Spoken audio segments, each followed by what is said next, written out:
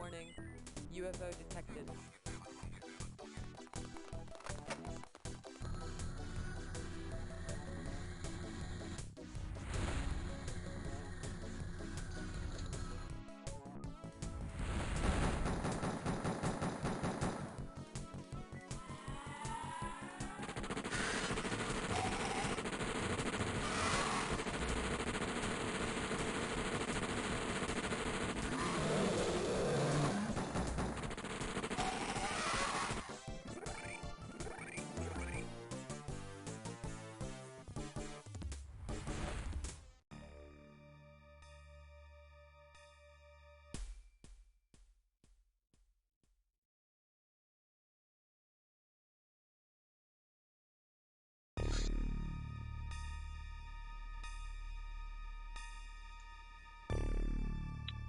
Alright, hello.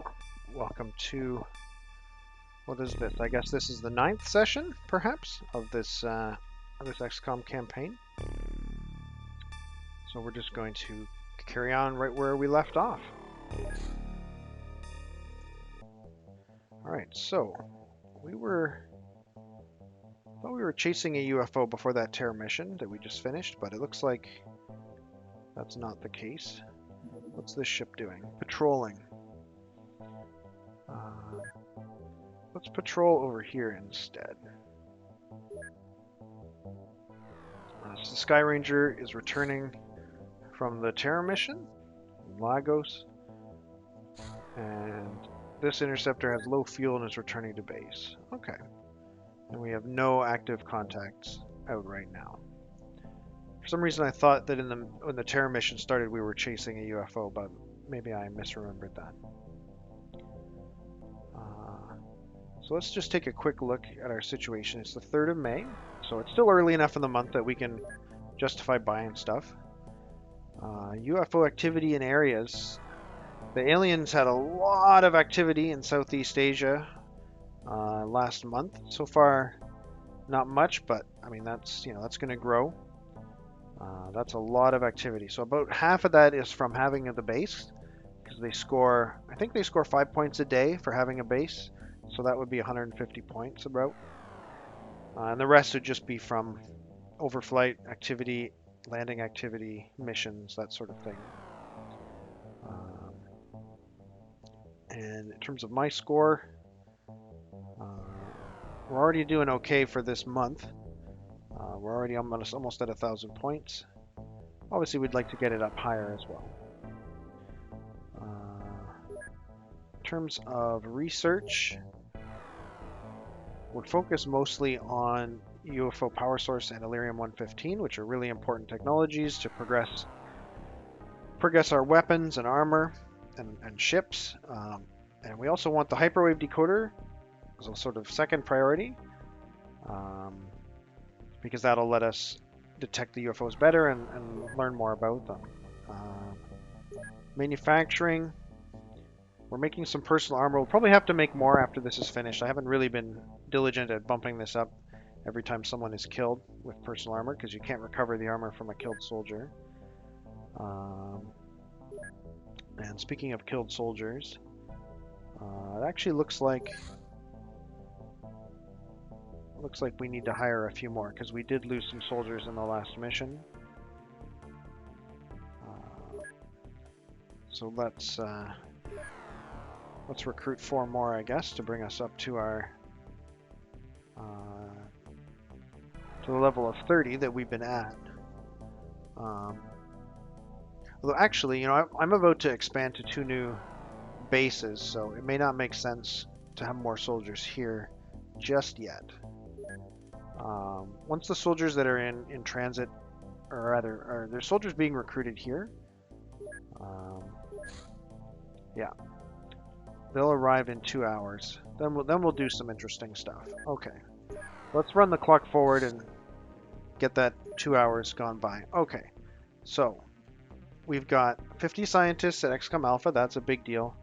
And we've got soldiers at XCOM Beta and Gamma. They arrived before the aliens could attack. So let's just finish making sure those bases are secure. So XCOM Beta now has a bunch of rookies. They can't be assigned to craft because we don't have a craft here, but we're probably going to soon. We're probably going to buy Sky Rangers for each of these bases. So let's just double check what we have in storage here. So in this base, we have some personal armor, we have heavy plasma and heavy plasma clips, and we also have laser rifles. We have rockets for the heavy weapon platform, but the heavy weapon platform hasn't actually arrived yet. Yeah, that'll arrive in 1 day. So I would say this base is doing pretty good. We can give some of these guys armor right now. I don't think we can. We don't have enough for all of them, but we can give it to some of them.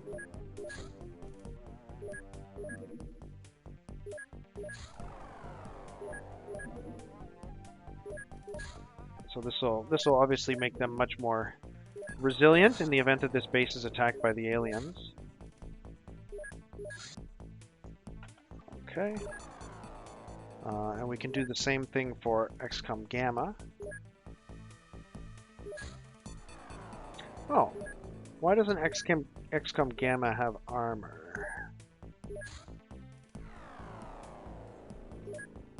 That's really weird. I could have sworn that I transferred armor here. Maybe there's not enough stores for it? What do we have in stores here? Similar to the previous base. At least they've got guns anyway.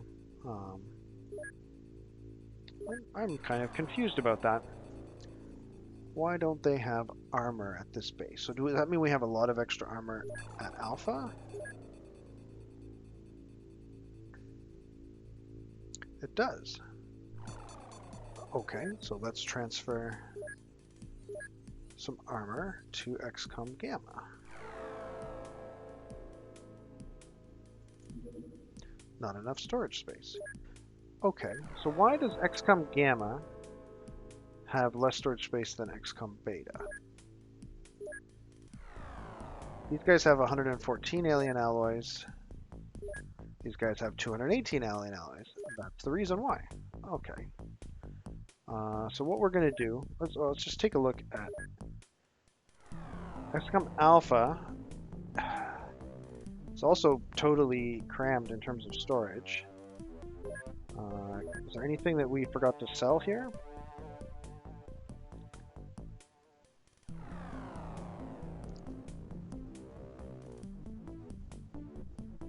I guess really what I need to do is start building more general stores at these bases.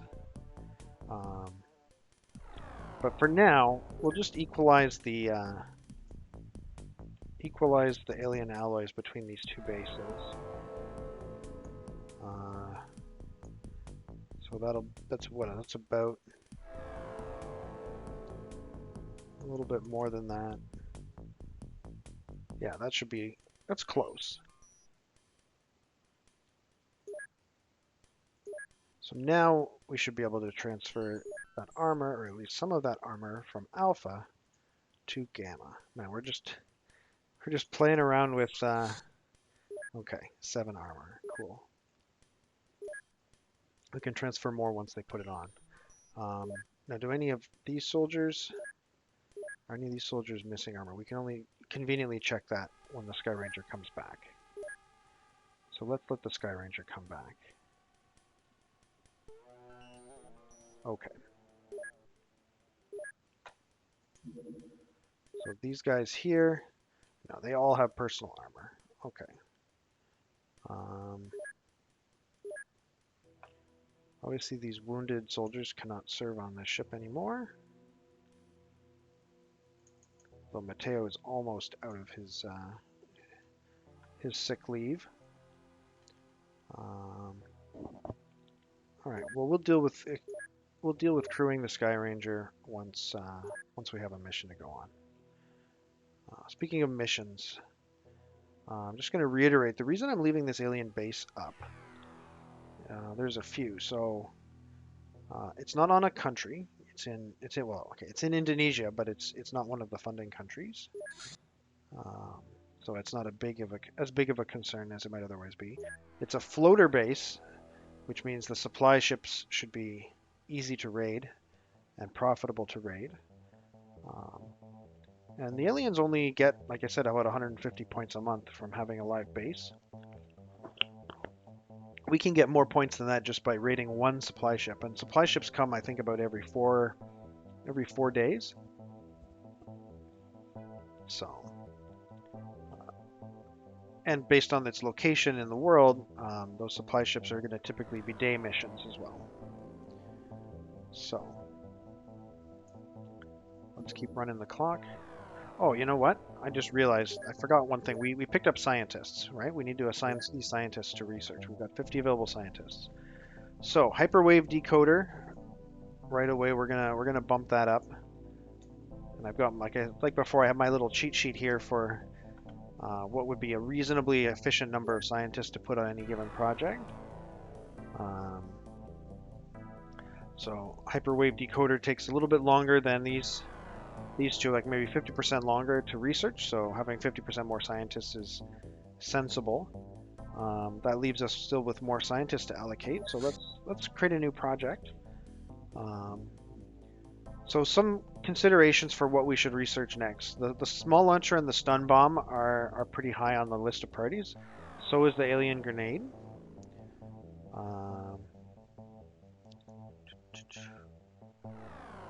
And the plasma cannon should be on this list as well. Where is that?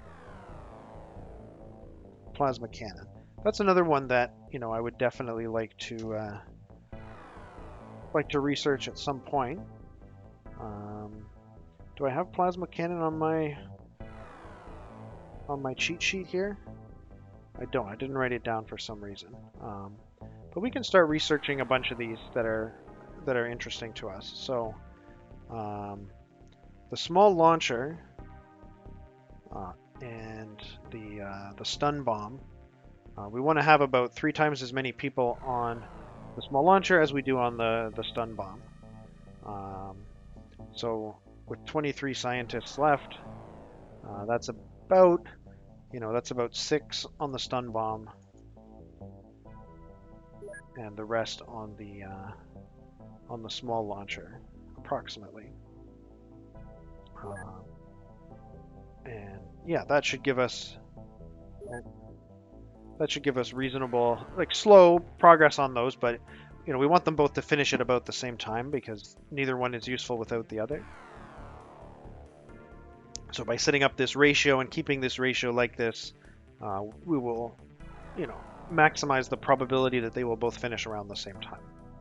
There is some RNG in it as well. And yeah, so that's our scientists allocated. And yeah, we're still waiting on soldiers to arrive here, right? No, we're waiting on equipment to arrive. That's XCOM Alpha. Hold on. Right, these guys have got their soldiers. So what we can do now, so we've got 18 soldiers at each of these bases. We want to bring them up to 24.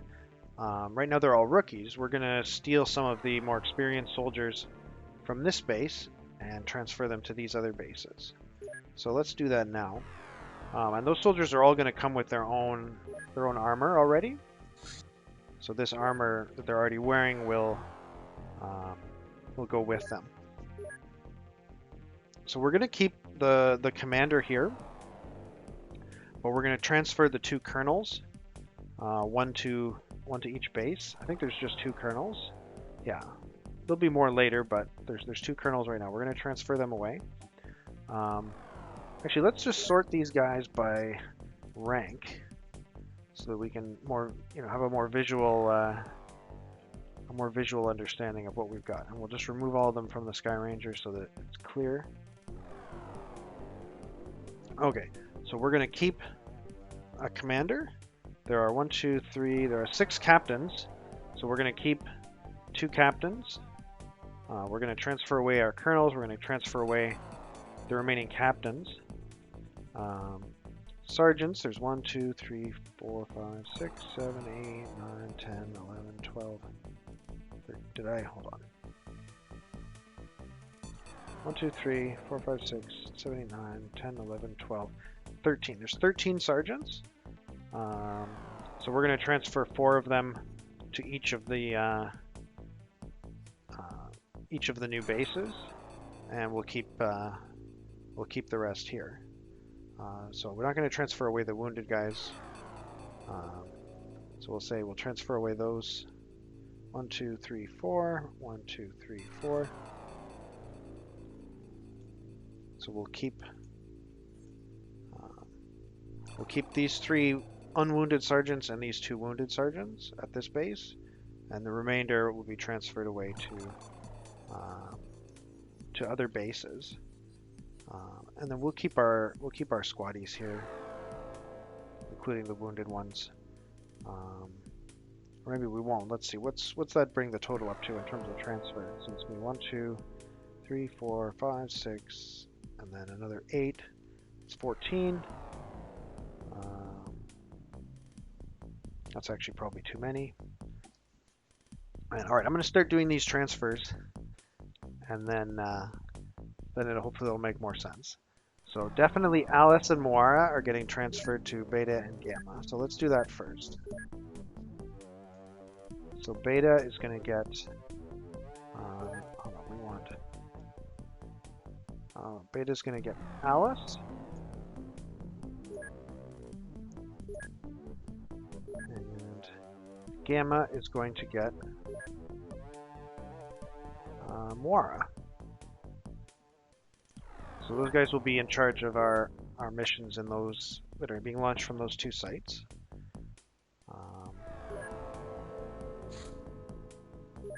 So back to looking at our soldiers. So in terms of captains, we're going to keep these 2. These 4 are going to be transferred. So that's John, Rebecca, Mathieu, and Sergey are going to be transferred.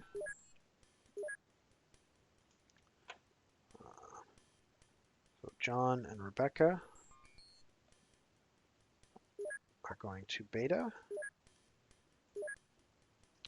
And Gamma is getting Mathieu and Sergey. All right, let's look at this crew again. So those are taken care of. So we've now transferred 3 to each base. Now we want to transfer another 3 to each base for a total of 6, which will bring them up to 24. So we'll keep the 2 wounded sergeants here, and I guess we'll transfer 3 sergeants to each base, and that should be sufficient.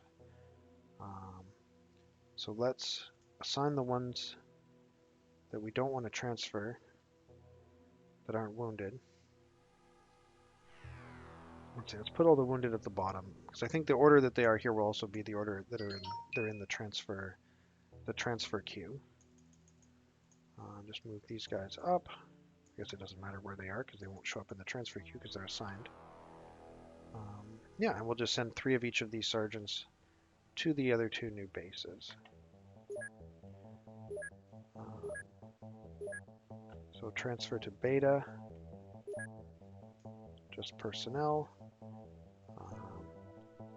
So yeah, I think the sergeants are these bottom 3 people here. Actually, let me just double check that. So Matteo, Dag, Veronica, Valtteri, Derek, and Frank.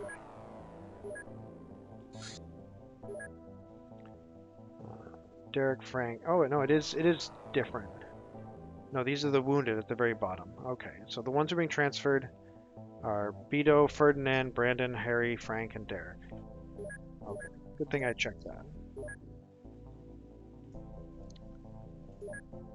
Okay, so Beto, Ferdinand, and Brandon can go to XCOM Beta.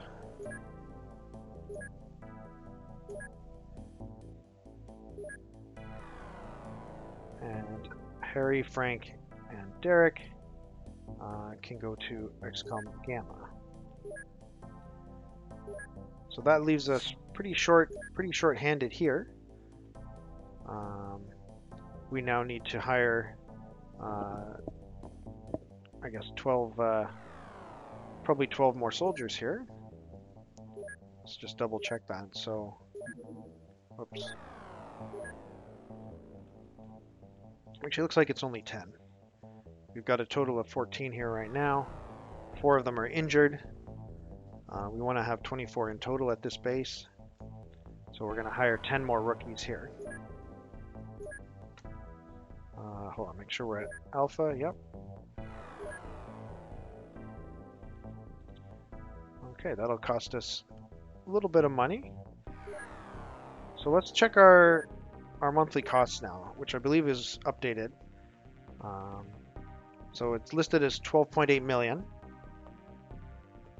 Our income is only 8.3, so we're going to be short $4.5 million. So we just need to make sure that by the end of the month we have a balance of $4.5 million in the bank. Now that'll probably go up by another $1 million because we're going to buy Sky Rangers for these 2 bases. So we'll want to have our balance at about $5.5 million, and it's going to cost us $1 million to buy those 2 Sky Rangers. Let's do that right now and make sure that that number updates so that we can see whether we can trust it or not. So we're at XCOM Beta. We're gonna hire a Sky Ranger. They are rentals. We're not buying them. This is just a rental.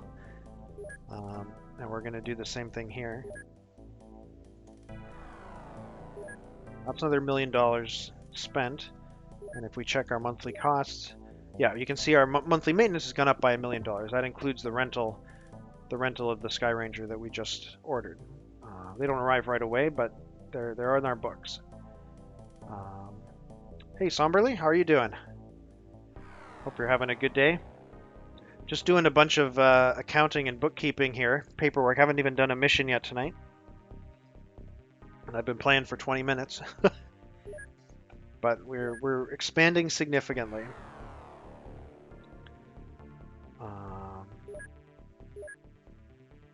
All right, let's run the clock forward a bit. Oh, ho! This is the worst possible outcome because we just transferred away. We just transferred a bunch of soldiers away from this base and ordered a bunch of replacement soldiers who haven't arrived yet.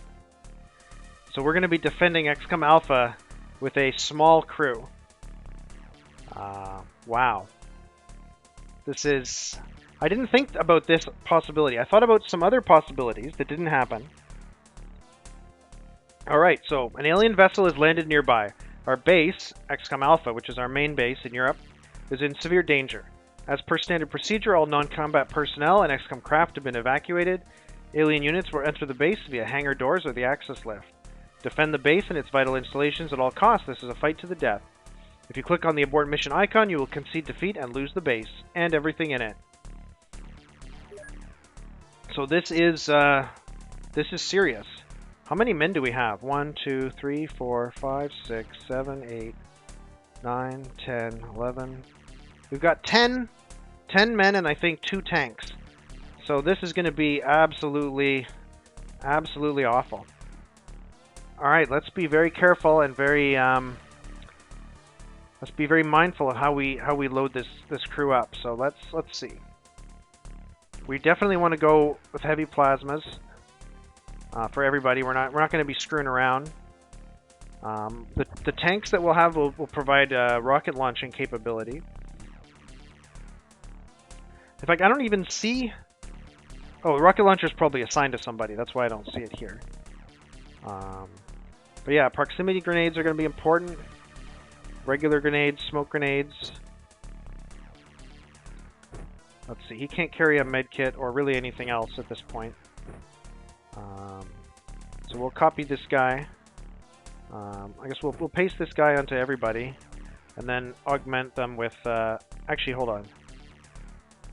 Can this guy carry a reload for his ammo? Yeah, okay. Let's copy him. Let's paste. At least most of these soldiers are experienced. That's the one saving grace here. These are not slouches. These are our best well, these are some of our best soldiers. Okay. So everyone's got the basic loadout now. Let's see, who can carry more stuff? Alright, Nestor can carry medkit, high explosives. He can probably carry more stuff. We'll come back to him later. Alright, this guy cannot carry that. This guy can't even carry that.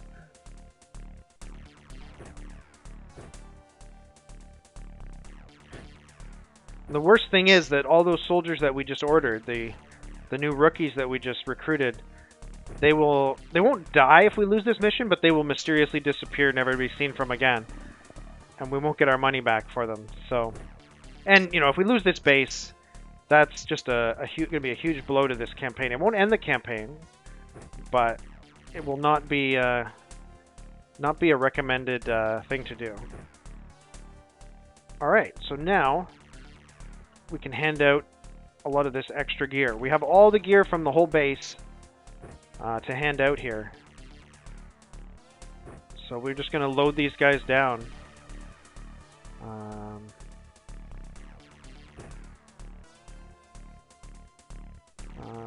That's good. Oh, this guy is super strong.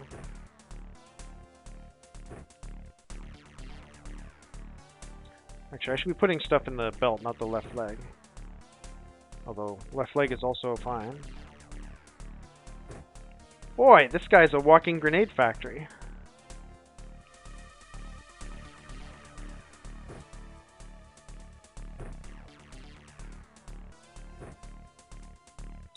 This guy too. Oh, okay. You can't carry that much.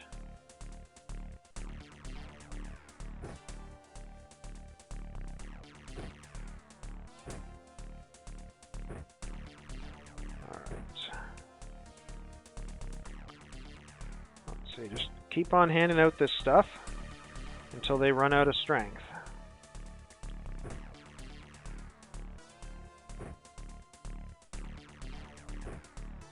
Man, he can keep carrying more stuff. Alright, I guess grenades in the backpack then. Or no, he's still got space on his right leg. Which is still better than... It's not ideal, but it's better than backpack.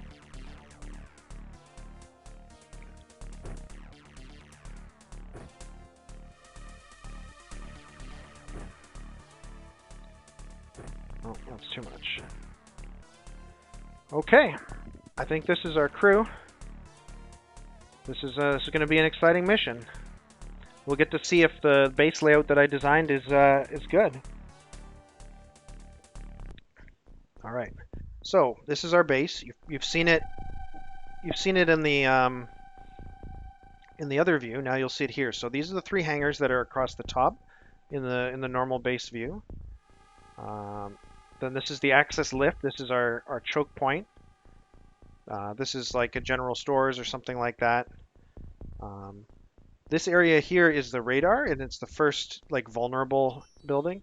Let me just go up to the 2nd floor, and you can see a bit better what's going on. So this is general stores. That's why there's a whole bunch of leftover guns and stuff lying around. So all of the items that we have in the base are scattered in these rooms, and they could be destroyed. This is the sleeping quarters. This is the this is the manufacturing lab. This is where we do the interrogations of the aliens. So the layout here just matches the layout of what we built. And our soldiers are spread out in some of the living areas. The aliens are all either in this room or out here. Now we should have access to we have access to some tanks. Like this is a tank rocket launcher here. There should be 2 of them, I believe, in this base. I mean, in an ideal world, you would have 24 soldiers and 4 tanks. That would be like a typical defensive configuration. We obviously have a lot less than that. So good luck to us, I guess. Where are my other tanks? Okay, there's the 2nd tank is there, right? Alright, these are where all of my soldiers are. They're just scattered about. Ooh, the commander is over here. I don't want him to die.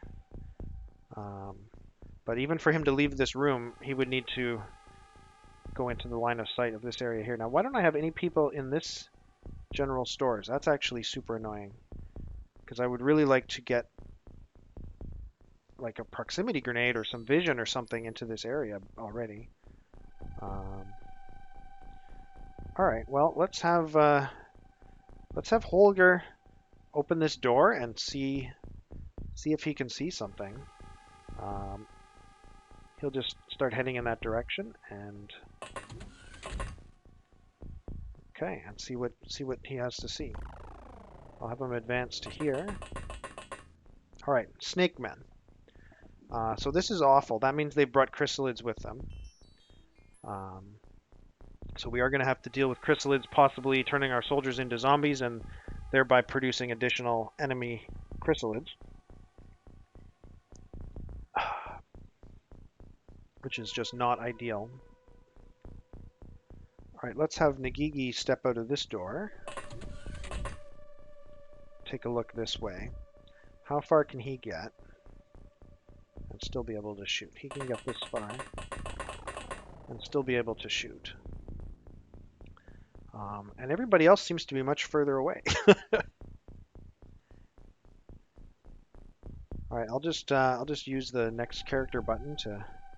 Okay, the tank. We want the tank to get into position quickly. So let's just have it go as far as it can go on this turn.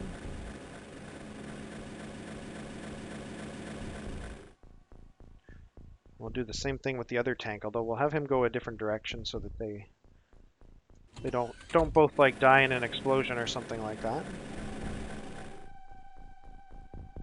Okay, this guy is upstairs here. So he's pretty far from the action as well. So I think we can expend all of his time units. There's no point reserving time units for someone who's that far away from the enemy. Same thing with Nestor. He can just continue this way. Use up all of his time units. Opayami can he can come this way. How far does he get? Not very far.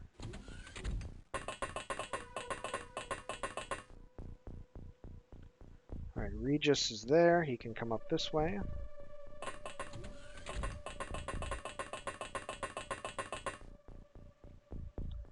There's Milan. He's near that tank. Okay. Yeah, he's still far enough that I'm comfortable using all of his time units to get closer to the fight. Like if we had some guys who started in this area, we would have used like a proximity grenade. But we didn't. That was just bad luck that nobody started in this square. Okay, Nasser's upstairs in the sleeping quarters. Let's have him come this way.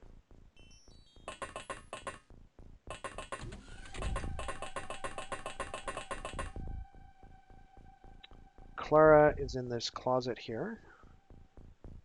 She can join Nasser, or at least get close to him.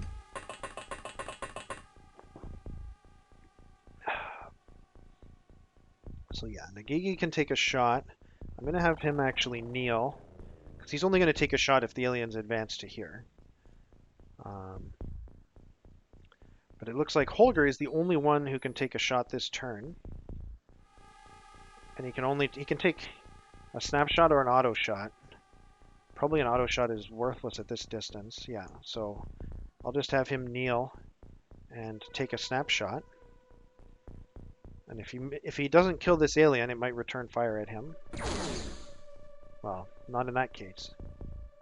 All right, so this he's pretty vulnerable here. He can't move out of the way, and the aliens will be able to see him and shoot at him right away. That's pretty unideal. But here we go. That's turn one. Oh, question. What is the green one? Yeah, so this is a feature in OpenXCom or OpenXCom Extended where if you've selected a soldier who can't see an alien, but any one of your soldiers can see an alien, you get the green one.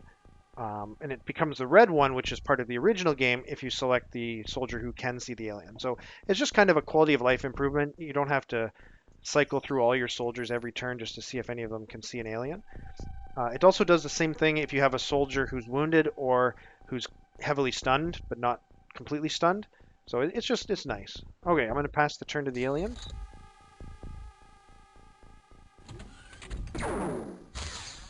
Oh, okay. Survived a hit. And there's a chrysalid. Brutal. Man, I need like a blaster bomb right now, but I don't have one. Okay, so let's check on Holger. He has received 3 fatal wounds, and he has 17 health, so he will die in 6 turns if he doesn't get medical attention. Here we've got an absolute ton of enemies, including chrysalids, which are melee enemies that will turn our soldiers into zombies. So yeah, so this blue 5 is Holger, who's injured, and then the 4, the red items are the aliens we can see. So Nagigi, I think, is just going to toss a grenade. Or actually, yeah.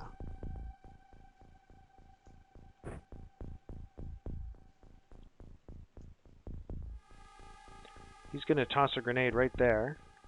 Can't throw there. Can I throw there? Yeah. And then he's going to position himself in a safer place. Regis is probably far enough away that he's not going to get meleeed. I think I'm going to move him over here and see if I can take a shot here. Let's just go auto shot. Let's see, auto shot's at 20%. Yeah, I mean, you're right. He may still be too close, but I can't throw a second grenade. But the one grenade would blow up the other grenade, so. I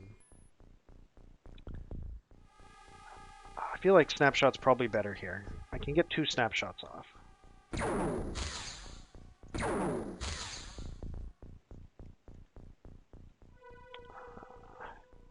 And then I guess we move back. Move back to try to minimize the amount of chrysalid damage. Obviously, Holger's just going to start shooting at them.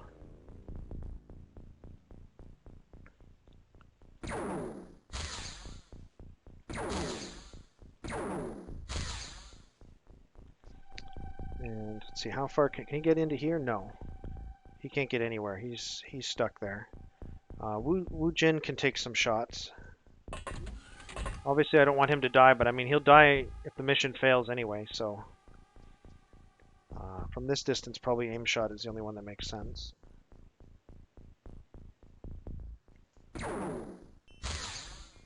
Okay, we got a chrysalid. That's good. That's good. All right, everyone else needs to advance. Can't quite get the tank. Okay, okay, good. The tank can block Wu Jin just a little bit.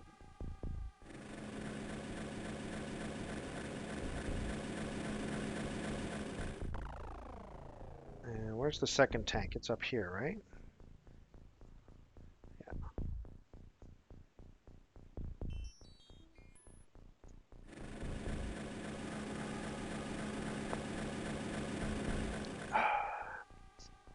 Okay, and I guess everybody else just needs to, advance and get closer to the fight.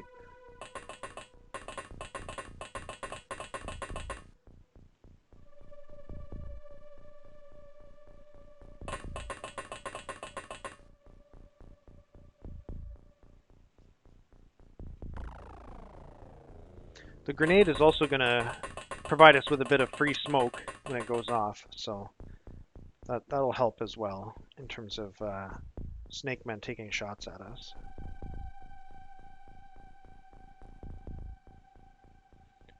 Oh, tank and this soldier are blocking this guy's path. That sucks. All right.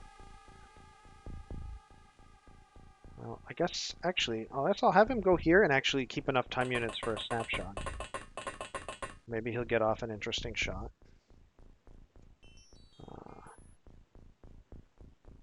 Let's see.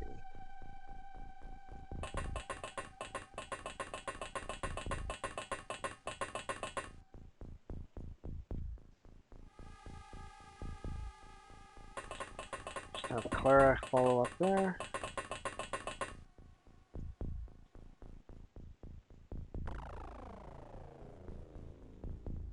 Okay, actually, can Wu Jin move?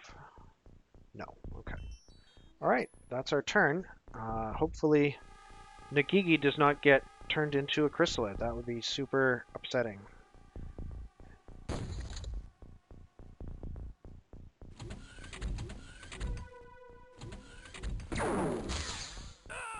Well, Holger is dead. He no longer requires medical attention. So at least that's... Oh my goodness, they get so far. Holy guacamole. Their time units are insane. Just insane time units. Okay. Yeah. Well, I've got a tank here. So, let's focus on killing this guy with gunfire.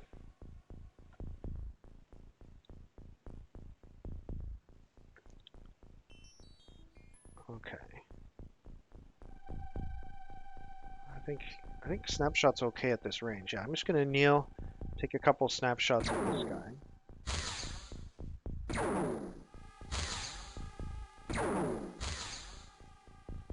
That didn't work.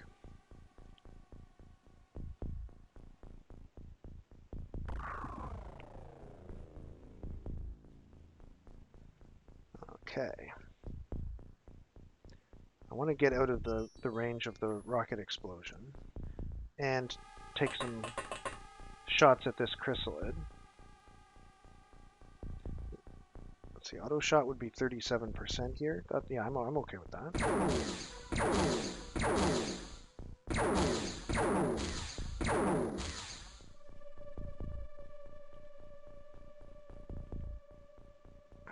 Holy crap. Right. Where does Thierry need to go to take shots at this chrysalid?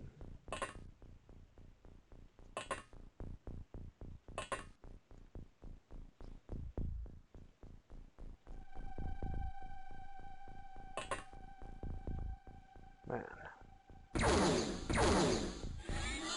Okay, alright. The extremely forward chrysalid has been killed. Nagigi still has some time units to move this way. Regis can get out of the line of fire of the rocket.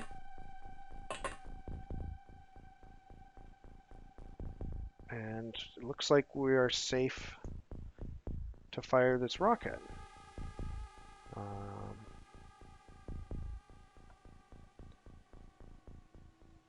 I can do 2 snapshots or 1 aimed shot.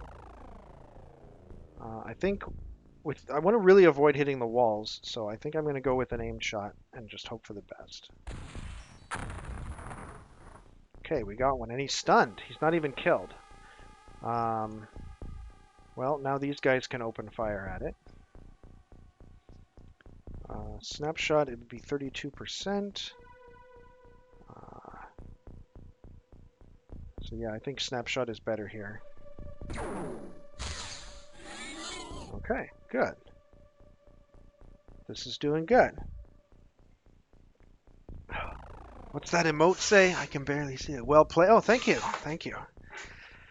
I think it's just luck so far, but we'll see where we get to. So this tank still has full-time units. He needs 52 to make an aim shot or 31 to make a snapshot. Whoop, oh. Oh, there's a chrysalid right. Wait, why didn't Wu Jin see that chrysalid? Why didn't Wu Jin see that chrysalid? I don't understand. Okay, well, it's in auto shot range for sure. So, oh no, the tank. My goodness, son of a. Alright, okay. I still get 2 auto shots. Just...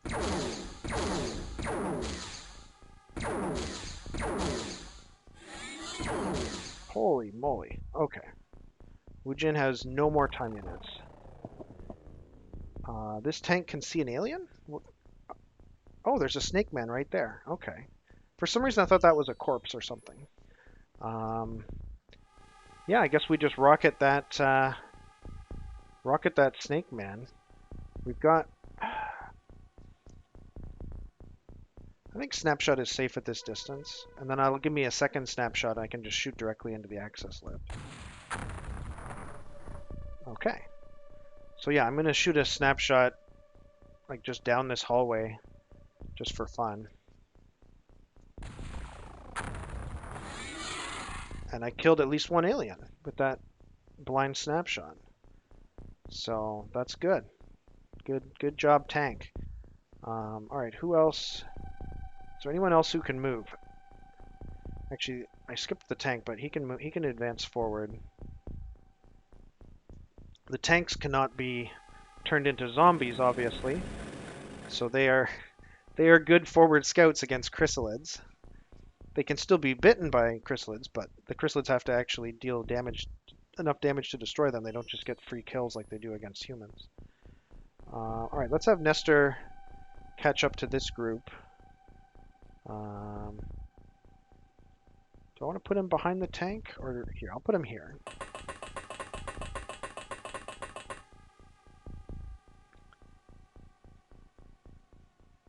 Okay. I can have Opayami. How far can this guy go? He can go in front of the tank.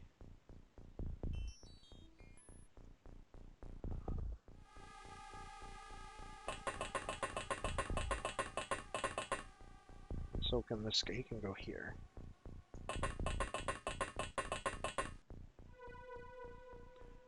And Regis still has some time units.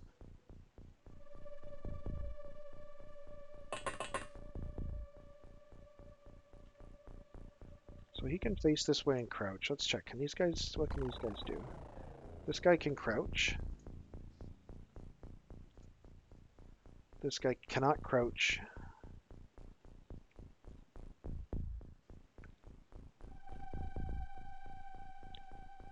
Okay, Clara's still got her full-time units. So she can advance. I mean, this area is obviously not safe because a chrysalid made it this far. So I guess we'll keep her time units up for snapshot. She can't crouch. All right, I think we're done our turn. So what's going to happen this turn? The aliens, well, they lost somebody who was in this area, so they're probably going to be advancing from here. If they come this way, these guys have lots of reaction fire. If they come this way, these guys have nothing. And if they come this way, well, Clara has reaction fire. Okay, let's see what happens.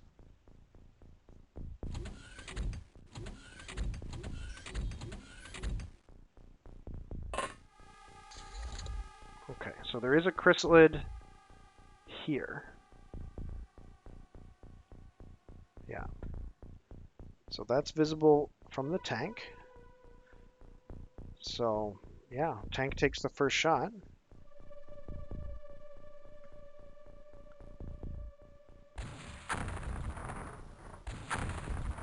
Oof, not good, tank, not good. You didn't do well there. We're just gonna have you advance forward. Wu Jin snapshots at 45%. That's pretty good. He can kneel and he can take 3 snapshots. Only needed 1. Okay. So So that's the only alien that we've actually scouted. I'm gonna have this tank move forward, so I'll need to move this guy out of the way.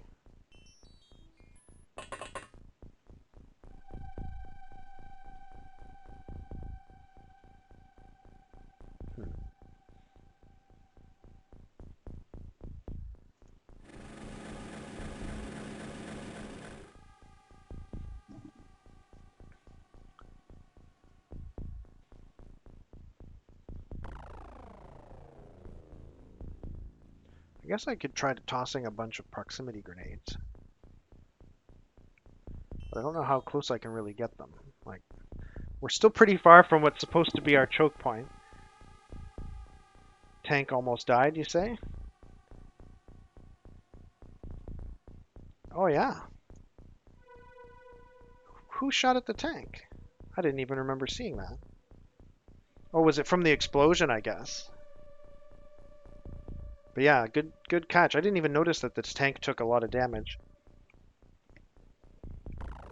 Even some of its armor was depleted. Yeah, it probably was the self-inflicted damage from the rocket. All right, well we gotta start advancing guys into this smoke to see what's going on here. So I'm going to advance with Thierry and maybe have these guys as shooters.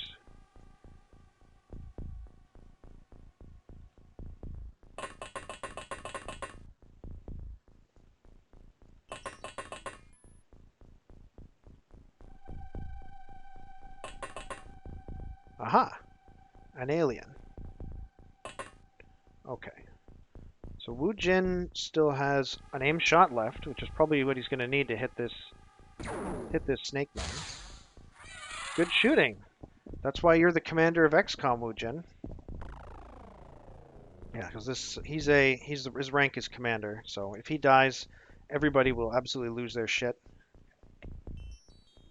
But in the meantime, his presence makes sure that deaths are not too serious.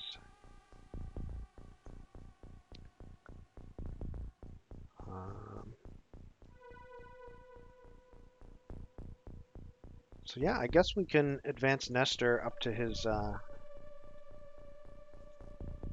to where he can take a snapshot. Oh, he has to go around the tank. Maybe I'll just leave him there. I guess we don't really need to advance. Like, we can wait for them to come to us to a certain extent.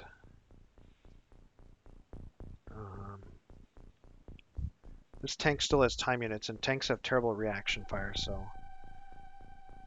I think we'll just move this tank forward to be like a scout and a meat shield. And then we can move these guys up to their reaction fire limit.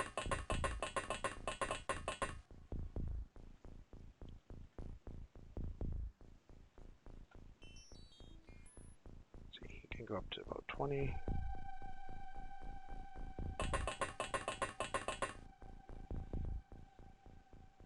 This guy go to 24.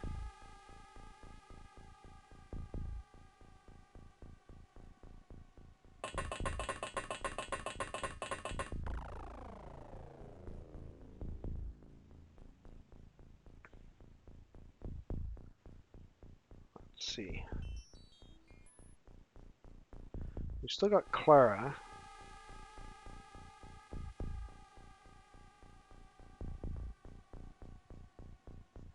Alright, we've got 3 here. 2 there. Okay, let's have Clara go join this group back here.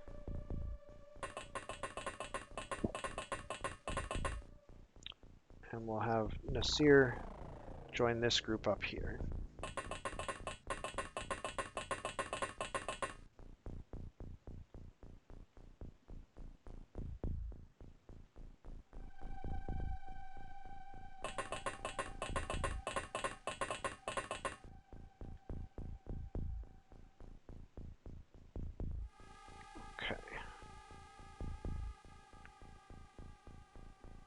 I think that's it Nestor's got 57 time units. Should he just shoot randomly? No, nah. No, we'll just leave him there.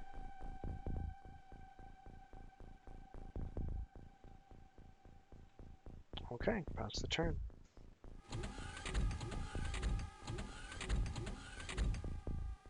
Aliens love opening and closing doors. They just love it. Okay, so this smoke here is already dissipating, so it's not nearly as good as smoke grenade smoke. I think we're just going to go around the corner with this tank and start shooting rockets if we see something.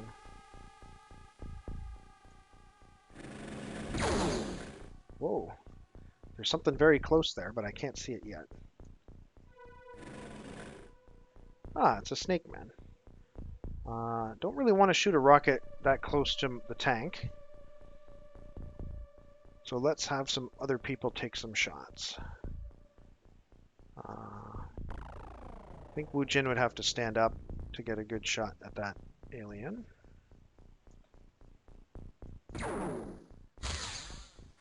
Okay, good work.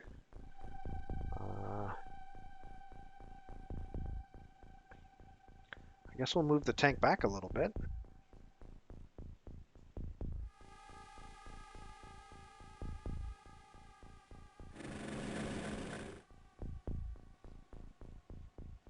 Yeah, Wu Jin is, I mean, he's like he said, he's the commander of XCOM, right? He's our most decorated and highly ranked soldier. And normally he just sits in the back of the Sky Ranger, like surfing Facebook during the missions, but today he's racking up kills.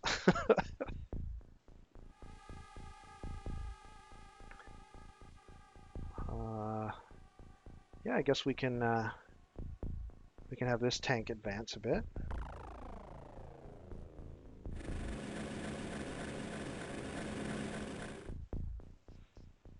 Hopefully this tank doesn't kill this tank with reaction fire. Maybe I'll have this tank move back a bit. Because I want the tanks as bait for the chrysalids.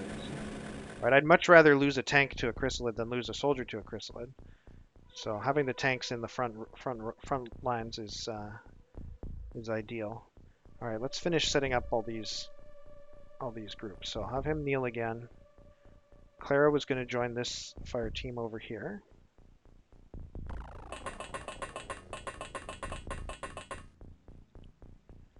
And Nasir is going to join this fire team over here. And I think all of these guys can kneel, no problem.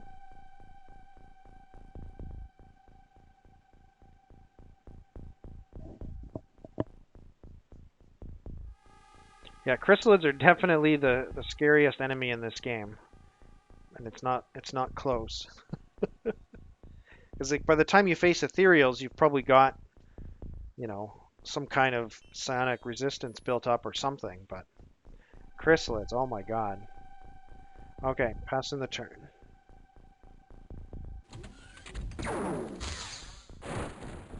Sad. But that tank was already in pretty bad shape, so not completely unexpected. All right, let's go around the corner here and see if there's anything we can see. Yep, there is something we can see. So he'll just pull back. All right, Wu Jin, it's time to do that which you do best. Kill aliens. Ah, didn't get it that time. You can still take a snapshot. Okay. Now we need to get other people to participate in the shooting of aliens. We'll start with this crew back here because of their relatively safe position.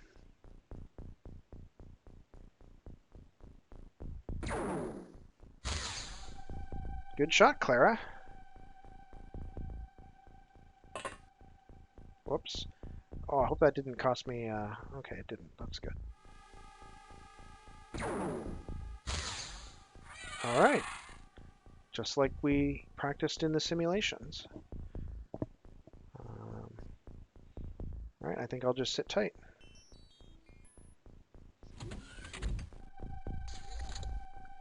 the aliens are just going to keep sending in one person, then I'm just going to keep killing one person. Okay, there's another alien. Gigi, you can move back here. And I guess we'll start... We'll start with Nestor, and then we should have enough time units to move him out of the way. Yeah, like if I take a snapshot, he won't be able to move, but I want her to be able to take a named shot from the knee, so...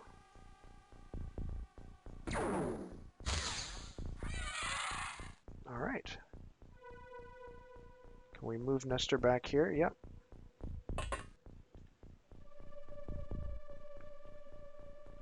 And we can rotate Nagigi this way and have him kneel. Yeah, she's let's take a look at her stats here. Her firing accuracy is 74, which is pretty darn good. Like although actually, so Nagigi is better. Nagigi, who's just being a scout right now, his firing accuracy is even higher. But yeah, then we've got a couple of 72s. Regis and Milan are 72. Oh, we got an 82. Oh yeah, that's Nagigi, right? Okay, so that's his throwing accuracy. What am I looking at here? 79, 72, 74. Those are our top snipers, right? This guy, Clara, and who was the other one? Milan. I think Milan is over in this group here. Yeah, he's back here. All right, we're just you know what? I'm going to see if Thierry is close enough to throw a proximity grenade at a reasonable distance. Oh, he doesn't have enough time units. Screw that. Okay. Next turn, Thierry will throw a proximity grenade. All right, let's pass the turn.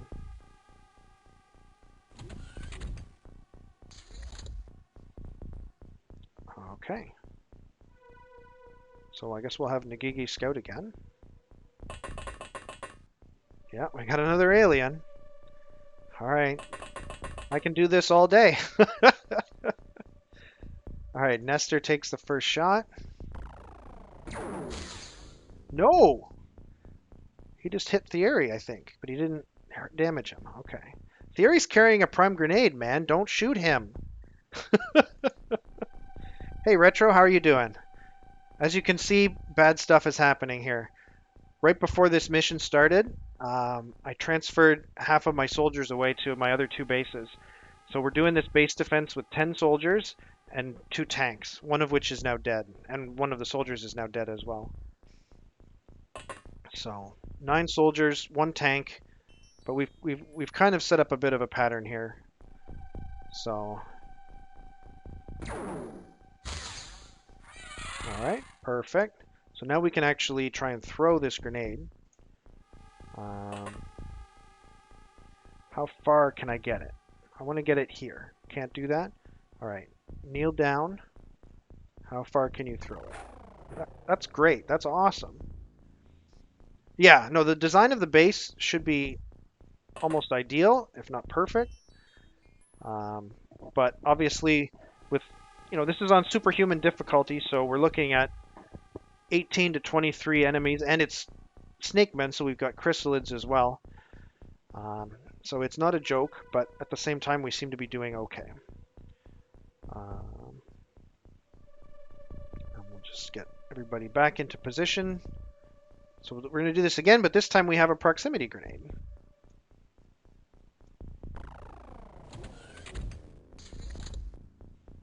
Okay, so the aliens did not set off the proximity grenade. Now, they might have come here. The proximity grenade is not centered in the hallway, so they could have snuck past it here without triggering it. So I guess we'll just do our scouting again. Oh, surprise, surprise, there's an alien avoiding the proximity grenade.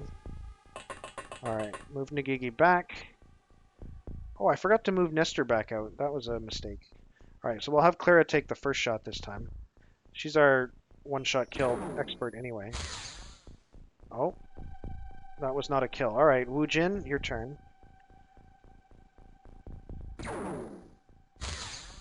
Okay, there we go. The world record speedrun. I'm surprised the world record speedrun even has a base defense mission. I thought it was just you know, grab an alien, grab a leader, grab a commander, research 3 or 4 technologies, and then you're straight to Mars. I wouldn't have thought that they would even get a base defense mission in that time. Yeah, I mean, definitely capturing a commander during a base defense mission would be good. We don't have any. We're not set up for stunning right now, so we're not trying to do that. But yeah, I'm just okay. I guess I'll just pass the turn. It's really too bad about my proximity grenade. I wonder if I should try to get a second proximity grenade. Yeah, well, you can get a commander from a base assault as well. And you usually get an alien base relatively early in the game. But yeah, definitely getting them from base defense also works. So does Thierry have another... He doesn't have another proximity grenade. But I bet Nasir does. He has 2. So we're going to do a grenade relay here. Nasir is going to prime this grenade. And he's going to throw it to Thierry. Thierry is going to pick it up. He's going to step out. And he's going to toss it more accurately this time.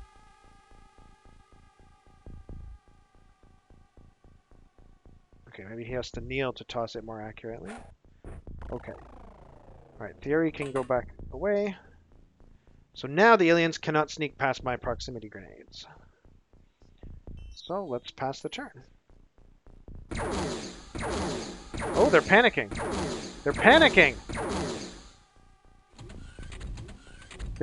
They've suffered a morale crisis, and they're shooting each other. This is really good news. All right, let's just scout ahead and see if we can see one. Okay, we can't see an alien.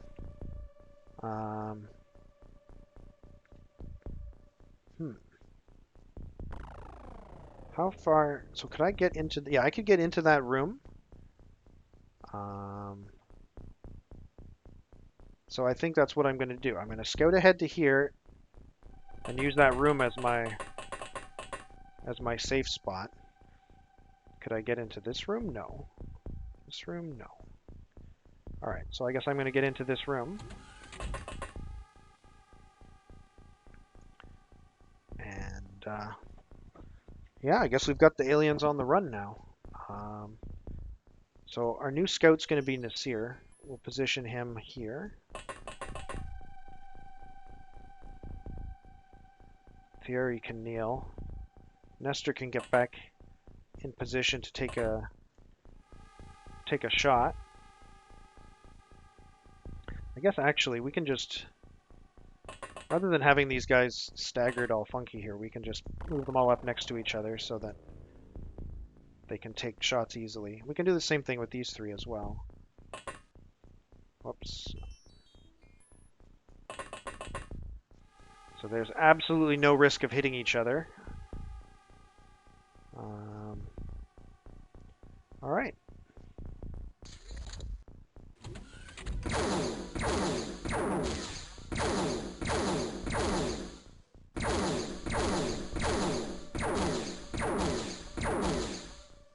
The aliens are going to run out of ammo pretty soon if they keep this up. All right, Nagigi, let's see how far forward you can move. Yeah, you can get this far. You can get to here. If I go any further, I'll set off the proximity grenade. But I can go this far. Okay. Well. Actually, I guess I should go here. Yeah. All right. Actually, what I'll... I should think about where I should move the tank. I should put the tank here. But I don't want it to take up... actually, no, I don't. I shouldn't put it there. That was a stupid move. I guess it really was fine where it was, honestly. I just don't want it to blow up Nagigi there, so maybe I'll just dump its time units at the end of the turn.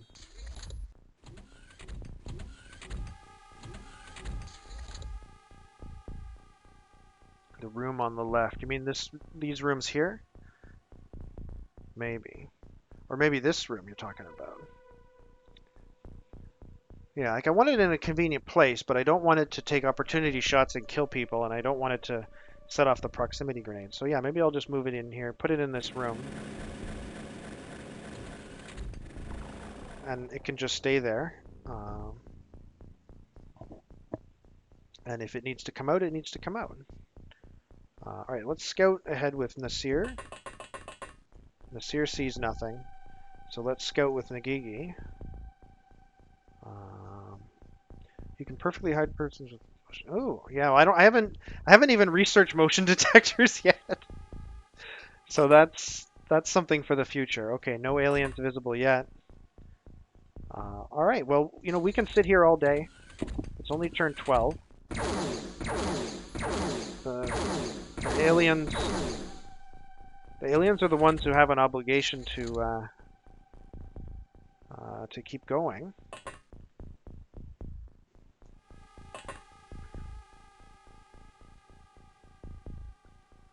So yeah, I guess. Whoops, nope, don't do that.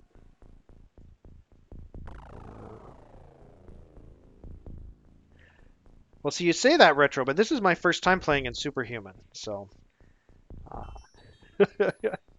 Actually, I want to move this guy back to here, because I don't want to block the shots from our sniper team at the back here.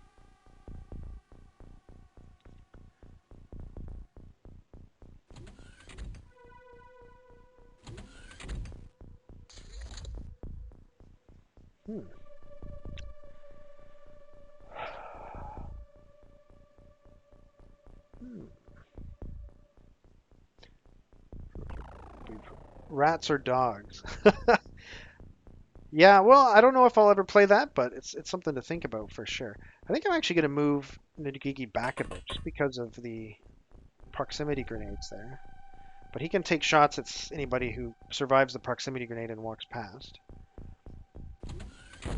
Okay, there we go. We got our first customer, and he died. All right. Now we're finally cooking some more aliens. Let's see if we can see anybody. Yep, we've scouted another alien. All right, time for the sniper team to do their job. Guess we'll start with Nestor. Give him a chance to earn some more experience.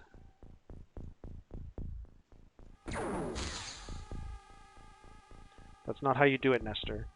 All right, Clara's up next.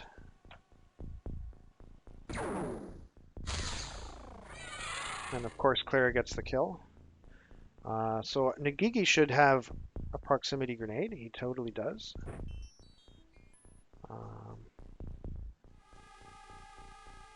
So he needs 18 time units to throw it.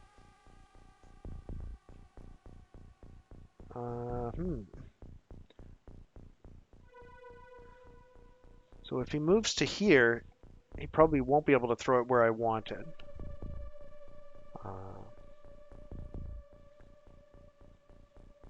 So I think I'll have him advance to here. I'll try to throw it, and if I fail, I'll just do it next turn. Oh yeah, he's going to be at 17 anyway. Yeah, no, that's exactly what happened, Prince Rogers. He tried to turn, and now he only has 17 time units, so he'll just do this next turn. Actually, let's back him up again. Ooh, this is awkward. We'll put him behind the door. Should be relatively safe there. Have this scout face this way again. And I think we're good.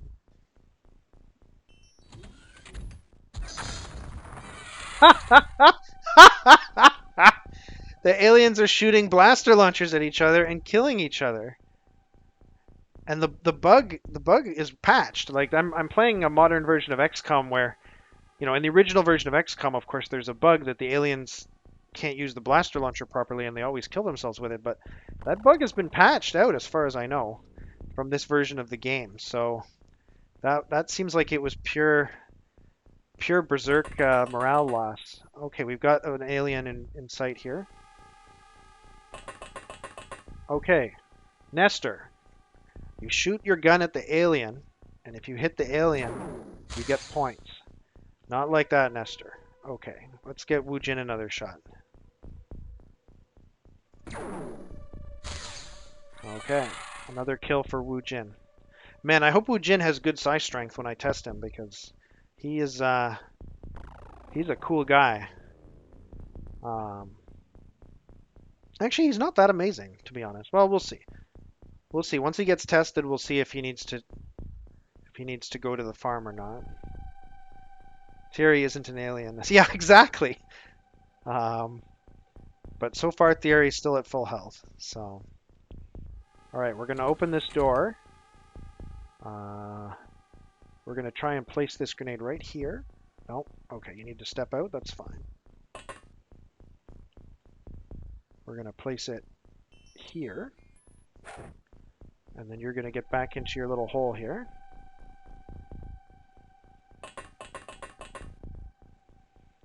And we carry on.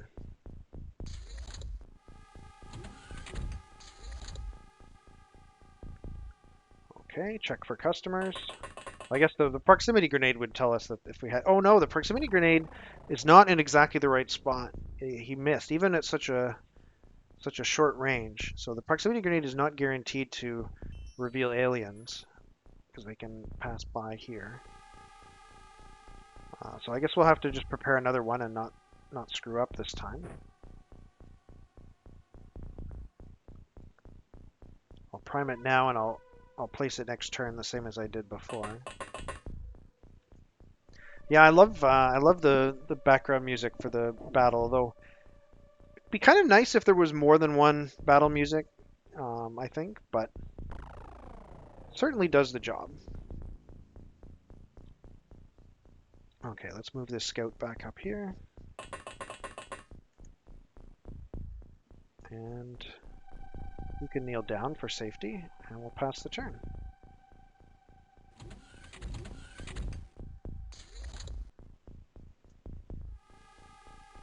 All right, let's check.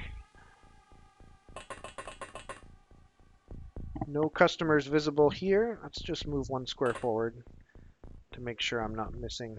Like, I really don't want to open the door and have him get surprised by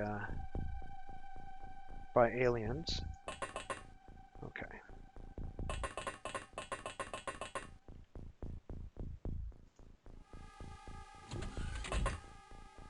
All right. Please try a little bit harder to hit your target. Okay. Perfect.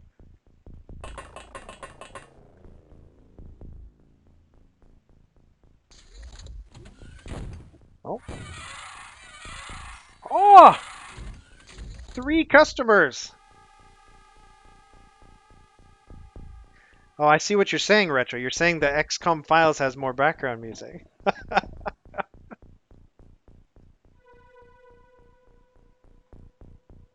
Yeah, we just got three aliens decided to get killed by 2 of our proximity grenades. So the 2 proximity grenades were far enough apart from each other that they didn't blow each other up, and both of them were able to go off, which is pretty awesome. Okay, let's check. Did anyone survive? Doesn't look like it. So we're rapidly running out of proximity grenades. I think Nagigi has 1 left. Yes, he does. All right. We'll do exactly the same as we did before. Pass the turn. All right, check for aliens.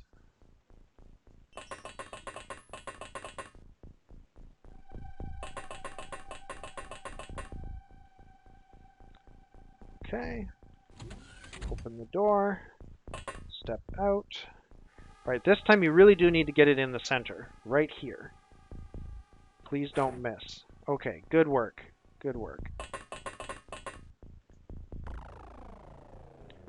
And pass the turn. Ooh. We got a customer, but we didn't kill him. But I think Nagigi's about to get an auto shot kill here. Actually, no, that would be dangerous. If he still has time units, we should shoot him from the shooting gallery first. All right, Nestor. Let's give it another go. No, Nestor, that's not what you do. All right, Wu Jin. Take the shot. Got him. And that's it. We only lost one man and one tank. Glorious. Glorious. 22 aliens. I think that's one less than the maximum. I think the maximum you can get is 23. 10 corpses recovered. Obviously, a lot of them were blown up. We lost one man and one tank. 467 points. Everybody except Milan got experience. That's actually really cool. I didn't realize that that group with Milan, that the other two there got experience. I guess fighting the initial wave of chrysalids. This is great. Even Wu Jin got experience. He normally doesn't get experience on these missions. Oh, and he got 4 accuracy. Perfect. This is awesome. And Clara even got some accuracy, so she's yeah, exactly. 4 accuracy is a pretty good result. And Nagigi got 6 throwing from all those proximity grenades that he was throwing. All right. What do we get for loot? We got a blaster launcher and some 2 blaster launchers and some blaster bombs. Yeah. Pretty good outcome. Looks like we lost a little tiny bit of equipment in the fight, but who cares? It's an electro flare? Oh my god, I guess I'll have to buy an electro flare. $60. Yeah. Okay, we got some promotions. We've got a new colonel, Nagigi, you deserved it. New captain, a bunch of new sergeants. All right. And unfortunately, Holger had to give his life in the defense of the base. This is, I think, the highest ranking soldier we've ever lost. Holger was previously primarily a rocket launcher operator, but in this fight I decided to just give everyone heavy plasma no matter what, because I didn't know where, I didn't have any control of where they were going to deploy, so I didn't want anyone to be in a weird position with a useless weapon, so I just gave everyone the heavy plasma, including Holger, and yeah. All right. So I'm definitely going to take a 2-minute break now to refill my water and get ready for the next hour of the stream or so. So like I said, I'll be back in about 2 minutes. Don't go anywhere.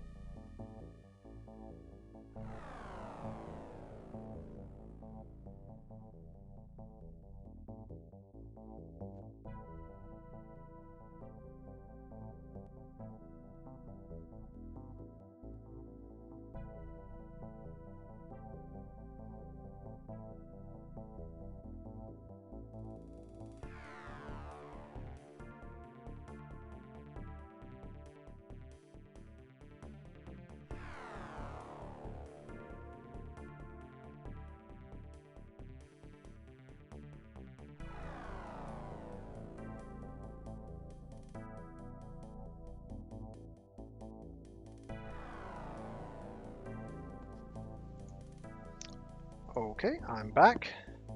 So the first thing we want to do after finishing any mission, of course, is sell the loot. What do we get? We got some chrysalid corpses. We got some snake man corpses.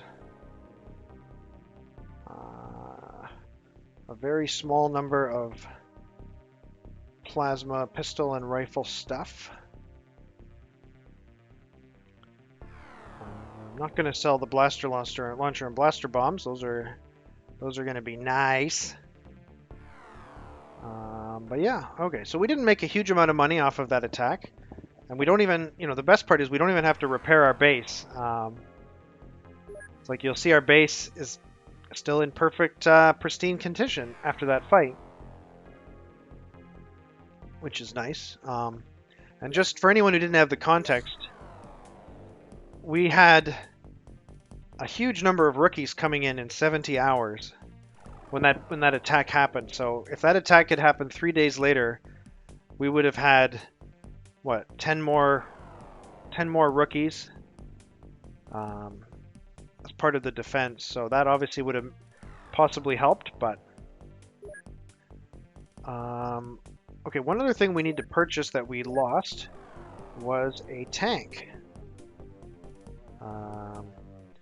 And we want to have enough rockets for both of them because the free ammo bug has been patched out in this version of the game, so you got to make sure you have enough ammo for your tanks. And we're definitely short on a lot of other stuff, like grenades. Let's see. We got 5 grenades, 7 smoke grenades, 8 proximity grenades, a high explosive. We already bought the replacement stun rod. So honestly, this mission actually cost us almost as much as the loot was worth. So like, especially having to replace that tank. Tank's worth almost $500,000 by itself. But we did get enough loot to pay for it, so that's fine. Yeah, okay. We'll buy that stuff. That's still bringing us pretty close to base capacity. I don't want to build another general stores. I want to save this for something else. Did you buy an electro flare? I did buy an electro flare. That's the thing that...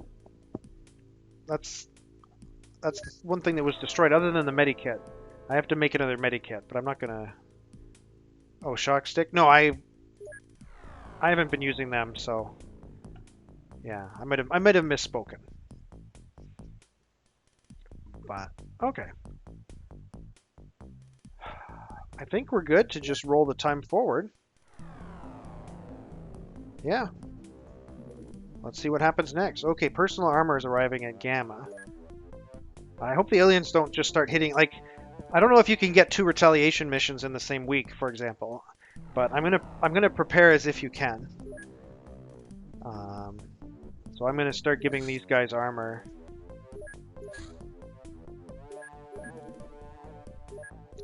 Just in case they end up in an unexpected fight. Because of course armor takes too long to put on. You can't put it on right before a base assault mission or base defense mission, unless you spot the battleship coming before it arrives. This should probably let us transfer more personal armor to that base. Let's see, these soldiers, they also need armor. Once the Sky Rangers arrive there, it'll be easier to see who has armor and who doesn't. Alien alloys, okay. All right. So now we've got our senior officers arriving at the destination bases, the two new bases, Beta and Gamma. So these are all like colonels and captains and sergeants and stuff. Yep, there's the replacement electroflare. Okay, interceptors. This is exciting. So now we have a lot more interceptors. We need to equip them with avalanche missiles. So now the aliens will not be able to operate with impunity over Earth's airspace. If they send like if they send 3 terror ships or something, I'm going to shoot down 3 terror ships. Gosh darn it.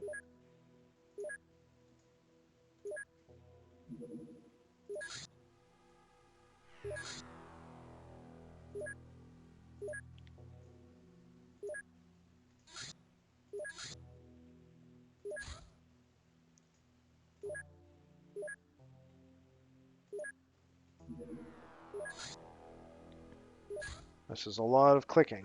Okay, I think this guy already has, yeah, he's already good to go. How much longer until we get our new Sky Rangers anyway? 56 hours.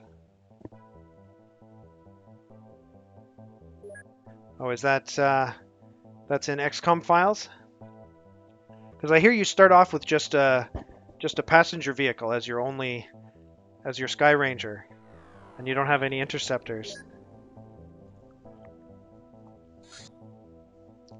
Okay, this is just the usual stuff.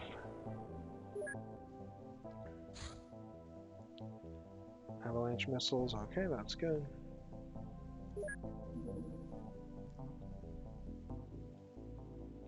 How did you get out of my brain? Okay, production of personal armor is complete.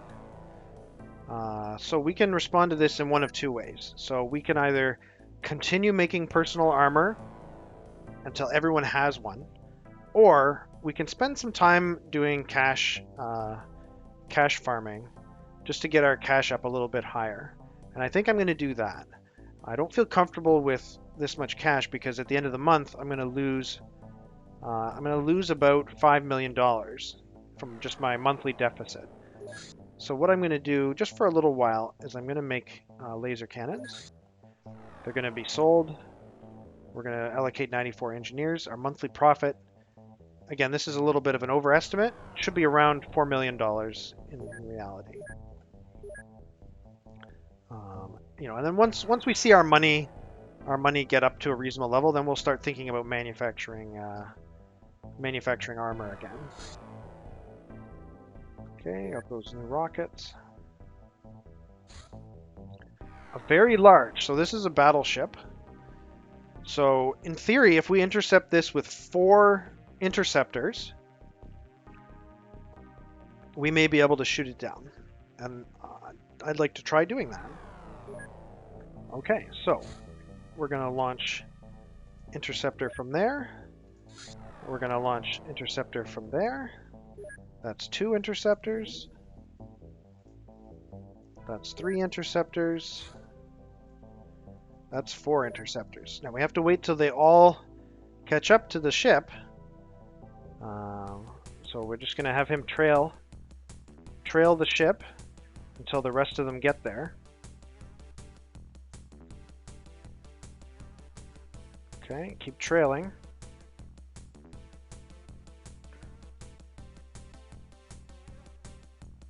Do, do, do, do, do, do. All right, we're going to shoot him down over India. Okay. Attack. Okay, we're taking fire. We've lost 1 interceptor. We've lost 2 interceptors. Damn it. All right. We lost 3 interceptors. That's a lot of points. We just lost a lot of points. So I guess that was not worth doing. Yeah, we don't have the plasma beams yet. I guess that was the mistake. I was thinking that we could do that with 4 interceptors, but they really needed to have plasma cannons. So that's a tough lesson to learn there, but yeah.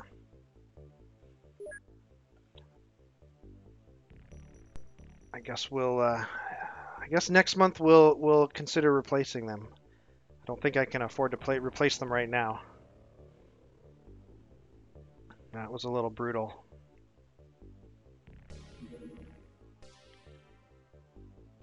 All right, we've got our new rookies at Alpha, and we've got our new Sky Rangers. Okay. Real commanders only use kinetic guns.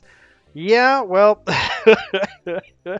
maybe if we were going to shoot down a very small. Okay, so we now have 3 Sky Rangers. We are now a 3 Sky Ranger business. So let's take a look at the 2 new Sky Rangers.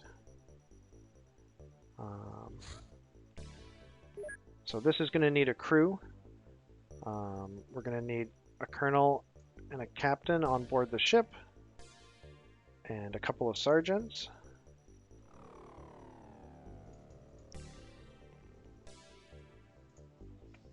These captains and colonels, or this captain and sergeant can stay in reserve. Then we just need a bunch of rookies. And oops, we'll put these guys down at the bottom.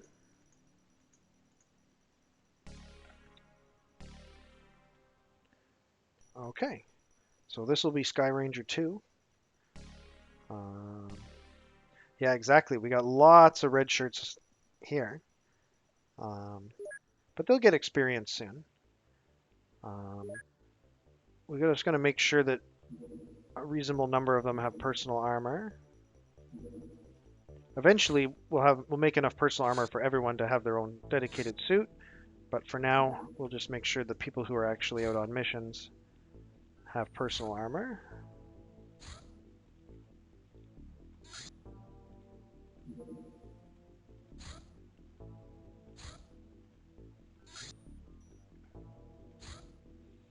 Okay, we've got 4 left, so we can give those to these rear echelon folks.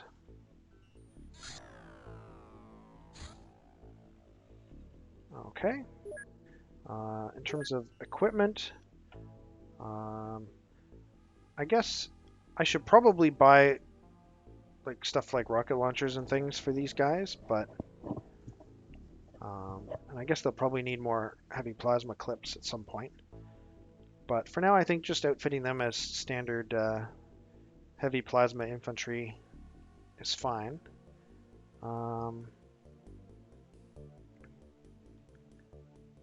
Yeah, I think that's reasonable. You know, it's not an amazing because they'll need grenades, they'll need all that other stuff as well. I hadn't really thought about that in terms of the budgeting. I'm going to wait till I have a bit more money before I buy that stuff for them. All right, let's do the same thing for this team here.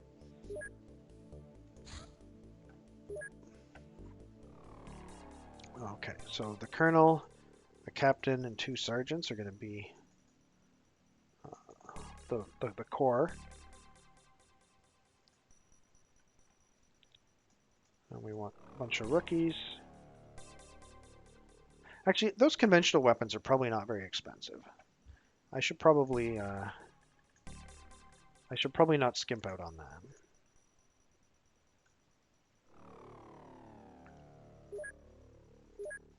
Okay, the armor situation here is a little bit more grim because there were some storage issues.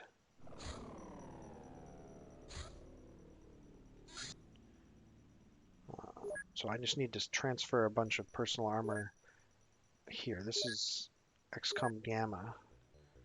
So let's just transfer from Alpha to Gamma just a handful of personal armor. Where is it? Where is personal armor? There it is. I'll just send like 6 over.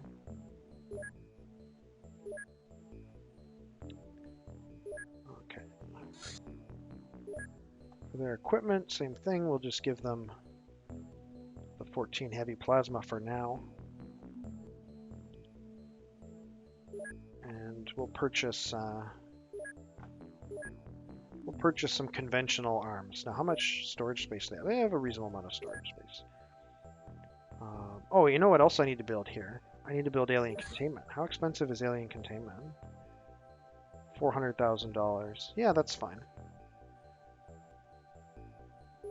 If I'm going to have 3 Sky Rangers, I need to have 3 alien containment. Okay, so conventional weapons. So they're going to need 28 electro flares. They're going to need 28 high explosives, 28 proximity grenades.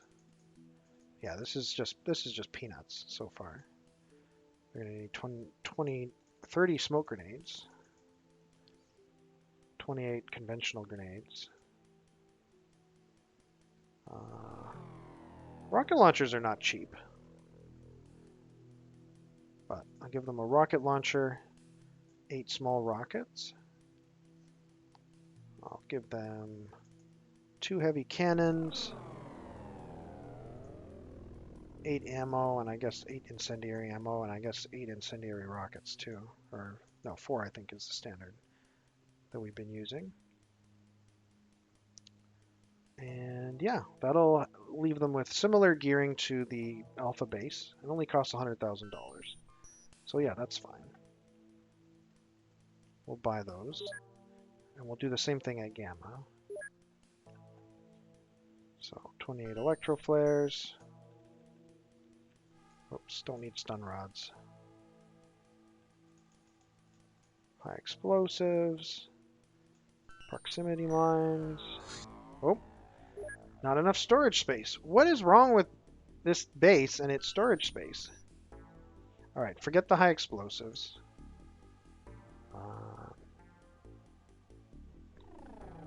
Smoke grenades are more important than that.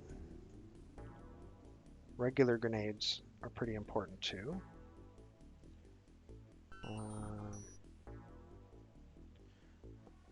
I guess we won't bother with the... Oh. No. Okay, so we'll skip the rocket launchers and stuff until we sort out why this base has no storage space. So what is in the storage here? Alien alloys, 168. And this guy, 164 alien alloys. I guess fewer avalanche missiles? Yeah, avalanche missiles take up a lot of space. And this base doesn't even have a unfortunately doesn't have an interceptor anymore. So they don't really need avalanche missiles here. Maybe I'll transfer those to XCOM Zeta. Whoops, wrong one. Transfer some avalanche missiles. Okay. So now we should be able to afford to buy rocket launcher, the large rockets, the incendiary rockets, heavy cannons, and all this other stuff. Okay, good. Alright, where's this battleship going? We're just going to watch it, I guess. Is it going to attack my Australia base? Nope, it just disappears. Right, because I still don't have radar in my Australia base.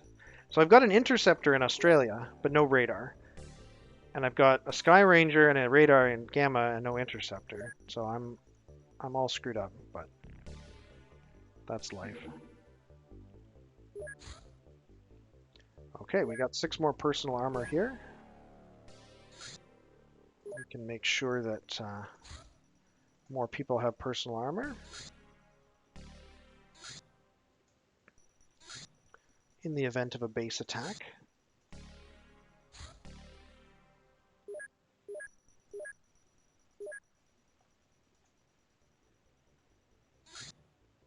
All right, finally a UFO that we can actually. Are they making an Aussie base? So they've got a base in Indonesia, the aliens. Yeah, they may be making a base in Australia, I guess. That's true. Um, all right, let's center on this UFO. Do I have an interceptor here? Repairs. Crap. Okay, what about here? Nope, I don't have an interceptor at my main base. I have one in Australia. Okay.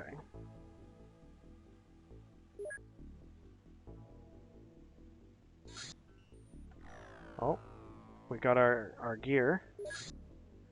Very large. Okay.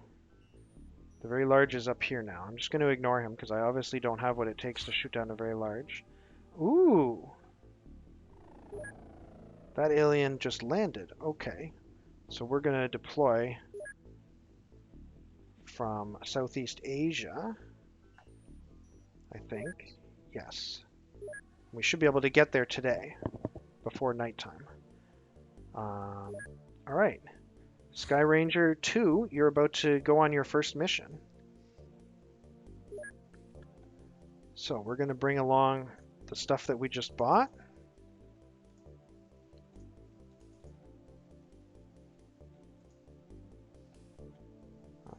Let's see, half of the grenades.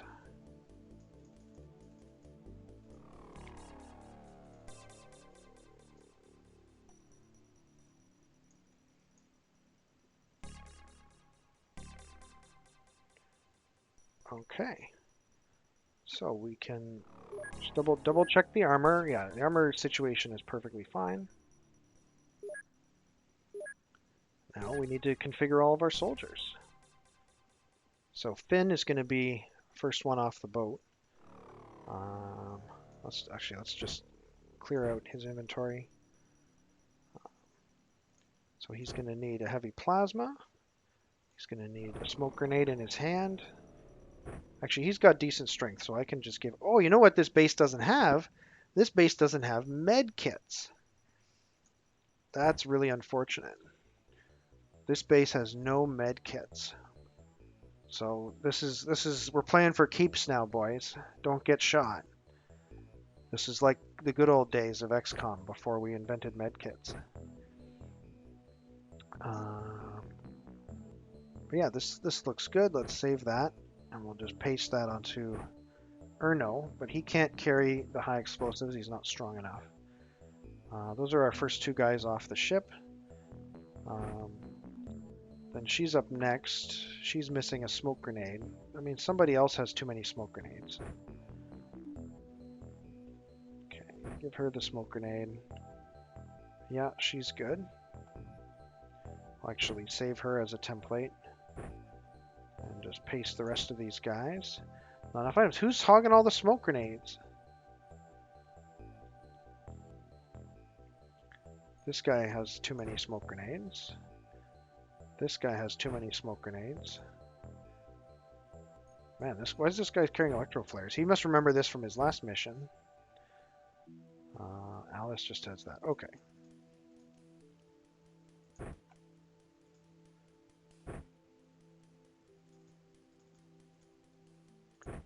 Just paste this standard layout.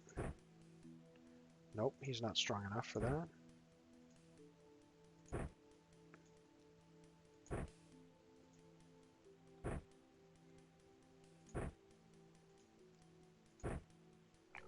Okay.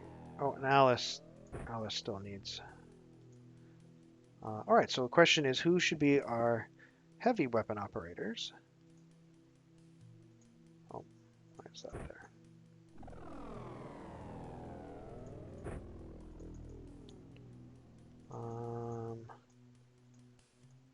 Annika is 40. That's not quite enough. Ferdinand, he's a sergeant, but he can carry the rocket launcher, I guess.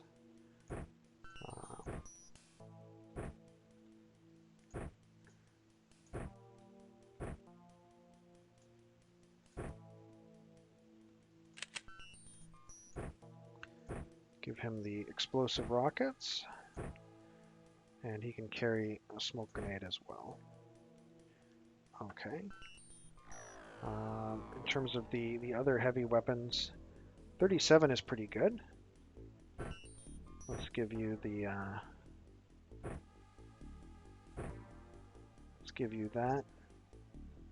Take away a grenade from you. Who else is good? There's a 38. That's a captain. Probably be leaving him in the ship. Finn, there's going to be a first off the ship guy, but he has high strength, so I think Finn is getting swapped with somebody else as a first off the ship person. Getting swapped with, or actually, hold on, she's 40 strength. Yeah, well, why did we skip her? Okay, so she's going to be, take this away. All right.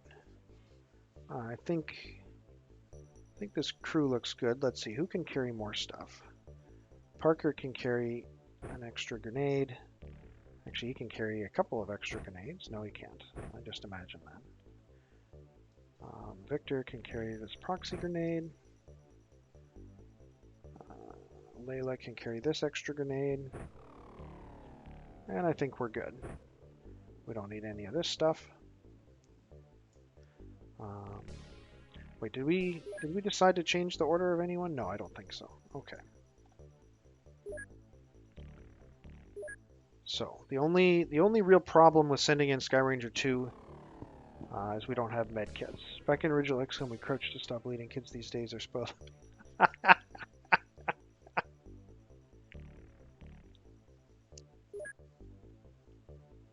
right. Before we forget, though, let's.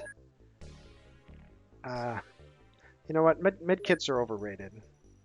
Maybe I'll just transfer some from North America. Yeah. How many med? Oh, the med kits are on the Skyranger.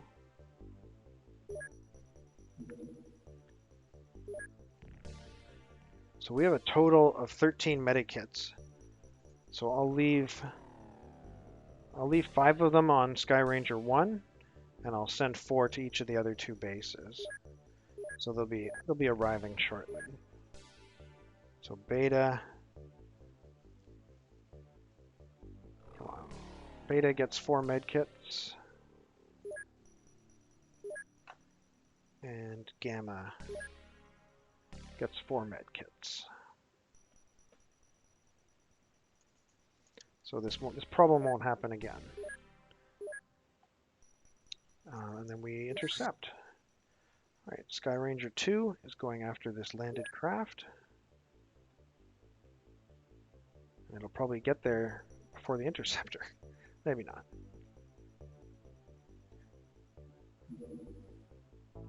Okay, we got our replacement tank. All right, landing site 13. This was a small, so it could be a medium scout or a large scout. Not sure which of those it's going to be, but should be doable. So this should get us some score, some Illyrium, some loot, and it should prevent the aliens from scoring points if they're on a mission that can score points. So we're going to prime this smoke grenade and this smoke grenade right from the get-go. And we've already reviewed everybody's weapon loadout in great detail, so I think we're just ready to go. All right off the bat, we can see the alien ship. It's a large scout. Yeah, no, I think going to bed is always a good idea when you need to, Retro. But I'm glad you're able to watch this last mission. So we can see the alien craft, which is not ideal, but we can't see any aliens, which is good. It's fine. So we're just going to do our usual first turn. So we'll have this guy spin a bit, have this guy spin a bit, and then we'll have this guy toss his smoke grenade here, and then we'll pass the turn.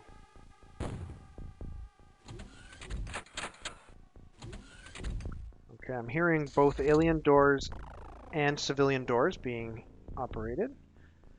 Okay, so Finn is going to be the first one off the ship. Good luck, Finn. I hope you don't die.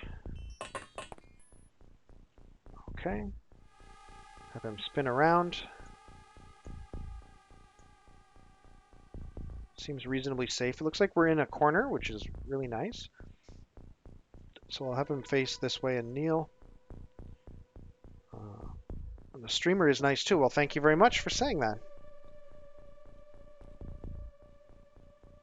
Yeah, walking out on turn one is not very profitable in my experience. So I'm gonna have Erno just head down to the base of the ramp and then toss his smoke grenade over there by the door, because we don't want an alien to pop out and start shooting at us. Let's have him crouch down, and yeah, I'll just have everyone move up one step. After doing a terror mission and then immediately a base defense mission, just doing a regular UFO ground assault is it's very relaxing. Just having guys move up in the Sky Ranger. I haven't done this in quite a while. And we'll pass the turn. Actually, I'll have the first two guys here kneel, just because the aliens might do something.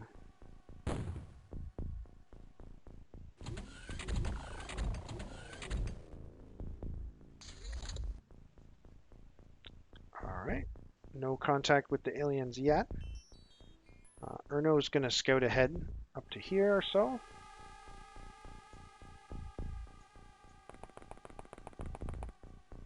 Okay, maybe he'll scout a little bit further. All right. He doesn't have any time units, but he'll at least, I think, be able to see if the aliens come out of their ship.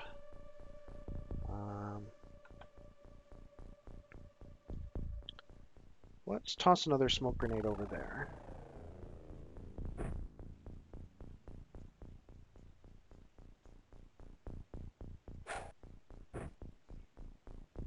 Okay, and let's get Parker Childers to come out and be able to provide some support in this direction.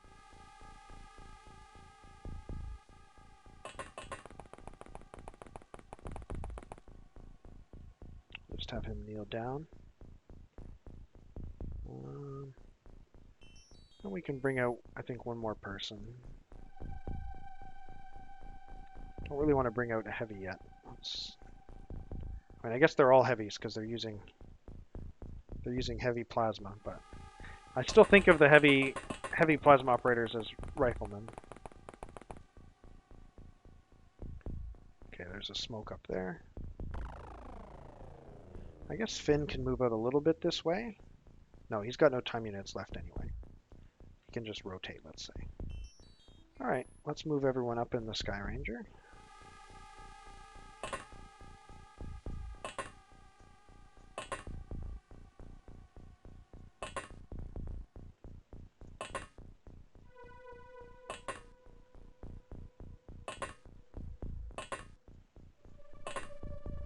And we'll pass the turn.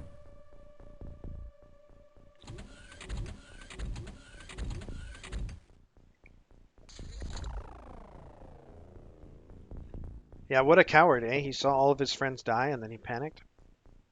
Yeah, I did a terror mission that was kind of like that a few days ago. Or actually, no, it wasn't even a terror mission. It was a shot down terror ship, but it felt like a terror mission. And we had 11 XCOM operatives were downed. Only 9 of them were killed. The other 2 actually survived, but that was we just aborted on like turn 2 or turn 3. It was just an absolute disaster. Okay, so I'm going to advance with Victor in this direction.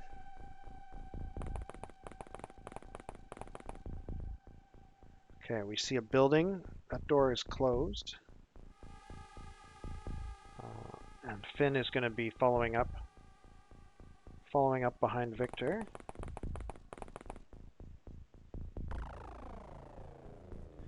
Actually, I kind of need someone to go off in this direction. Let's get Finn to do that. He'll go in this direction. He'll be a scout that way. Erno's going to scout this way.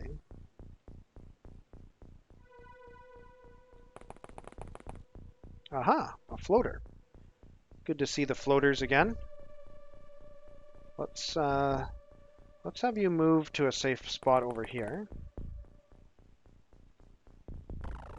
And Parker's going to take his best shot here. So I think this is going to be snapshot range. Yeah. He's already kneeling. Good work, Parker. Okay. I think this guy's out of time units. This guy... Should I just have him kneel? Yeah, I'll just have him kneel here. So now I'll bring out this heavy cannon operator. She's going to be going this way and maybe be able to blow up some of these buildings. Oh, I see. There's some weird fence stuff here. Okay.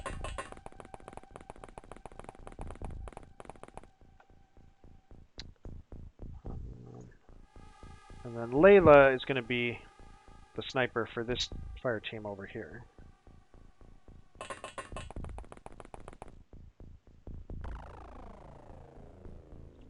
So I've got 3 fire teams now out of the Sky Ranger.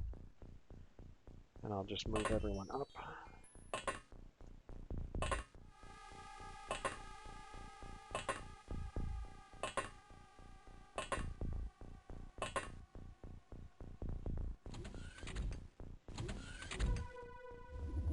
Ooh. We got floaters. He didn't see this guy. So this guy can't see the floater. This guy can. So it's safe to take a shot from here. The floater won't be able to return fire. Whereas if I take a shot from this guy, the floater will be able to return fire. But Parker's already got a kill. So I kind of want to give someone else a chance to get a kill. You know, rookies can't get promoted without kills. 30%. Yep, 30% is good for a snapshot. Alright, Layla got her kill. That's good. I think I'm going to have Erno actually scout a bit more because I'm pretty sure I saw a second floater. Yep. Second floater is right there. So I think the only person who can take a shot at this is Parker, which is fine. Actually, is this how's the auto shot here? 32% on auto shot. You know, I'll go with the snapshot. All right. So Layla's out of time units, so I think Finn is just gonna. No, Finn can't toss another grenade because he doesn't have one. Annika can toss a grenade for that team.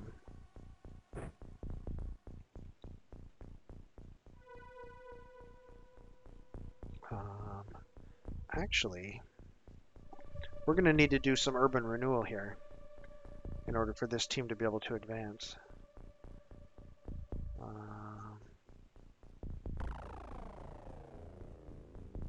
Alright, let's toss this smoke grenade here. And let's have Finn actually take a standing auto shot at this fence.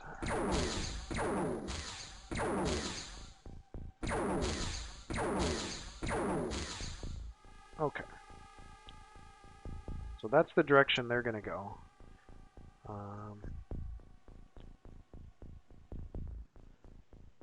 Does he have another smoke grenade? Yeah.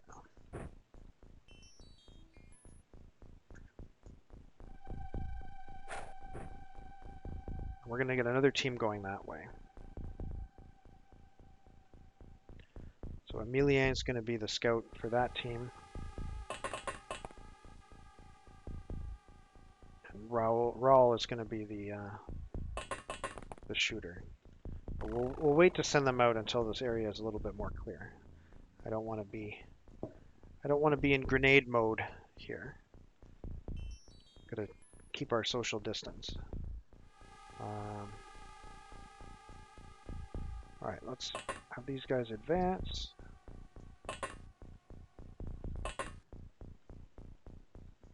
And pass the turn.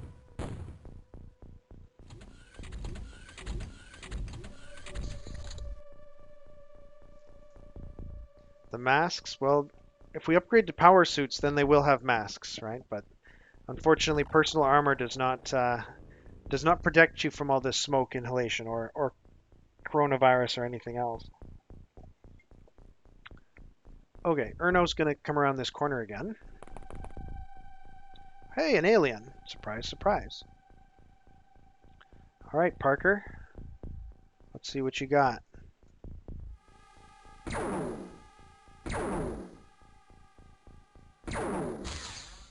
Parker is a kill machine. All right, let's put Erno back here. All right, this team can now advance into the smoky cornfield.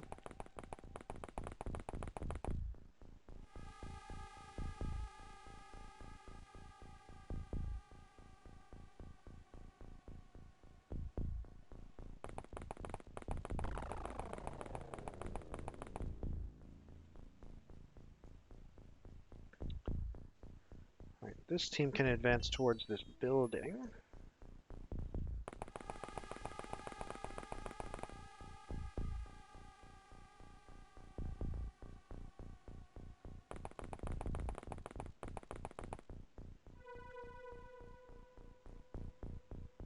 And now these guys can go. These guys need to do some urban renewal here as well.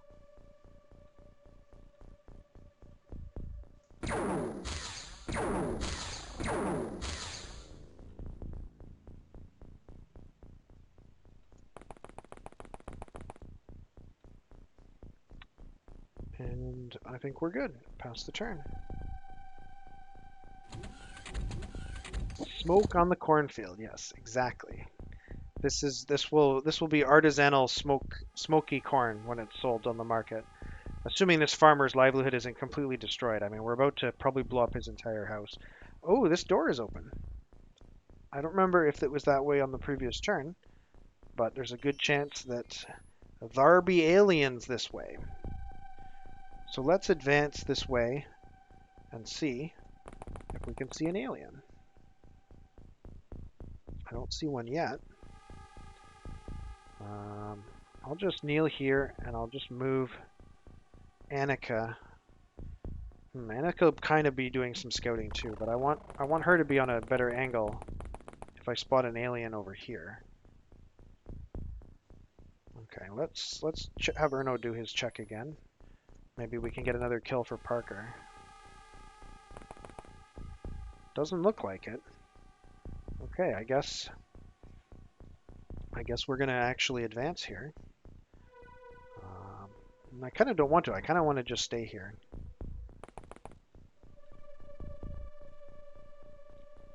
You know? We'll clear the rest of the map and then we'll deal with this cornfield beyond the alien ship. All right, Finn is going to move forward some more.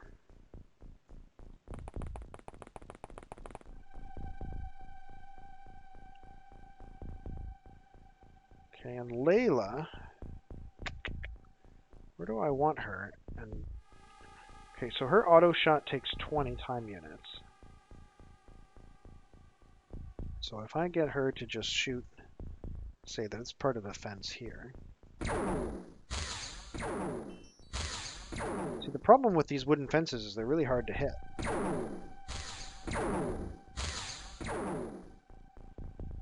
That was completely pointless. Alright, I guess we have to use a grenade to get through that fence. That sucks.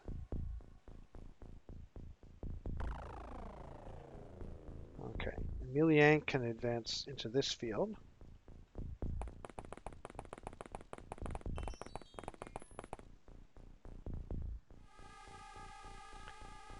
And we can have Raul follow him. He doesn't have enough to crouch. I shouldn't have left him like that. Victor's, yeah, they're not at full-time units either. Okay, I guess at this point we bring down a team here to help storm this alien ship, right? Just get a couple more soldiers going this way.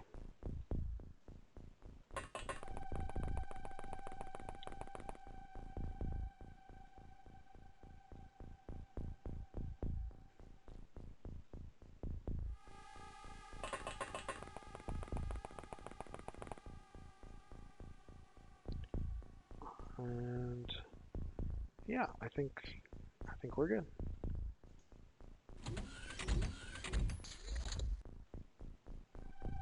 All right, let's peek around the corner here.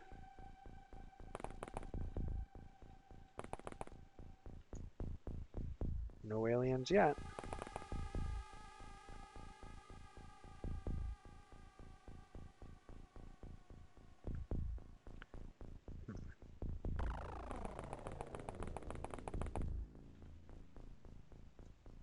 Nope.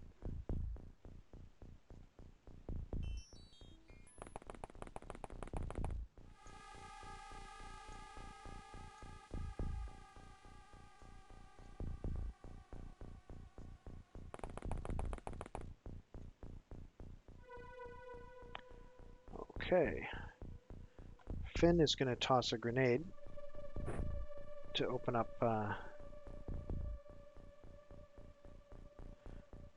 this fence.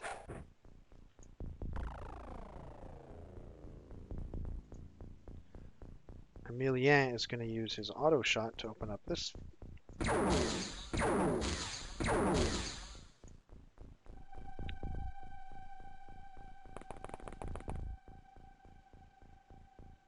All right, and Rawl can move up a bit.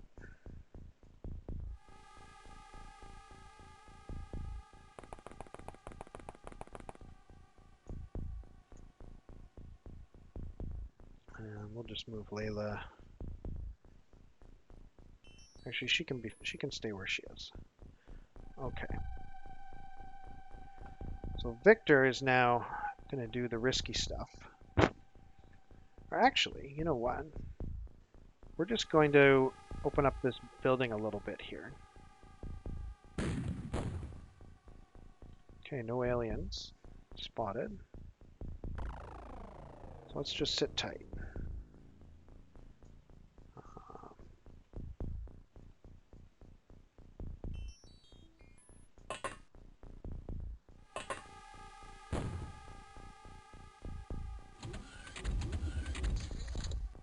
Okay. We made contact with another alien. Benoit's going to take this shot, I think. 32 on the auto shot, that's fine. No line of fire. I don't want him to be vulnerable to return fire, though. Because Parker is vulnerable to return fire. So let's try moving Benoit to here. Yeah, he's vulnerable there. What about here? He's vulnerable there. All right, you know what? We're just going to have to take the shot. We don't have a lot of choice.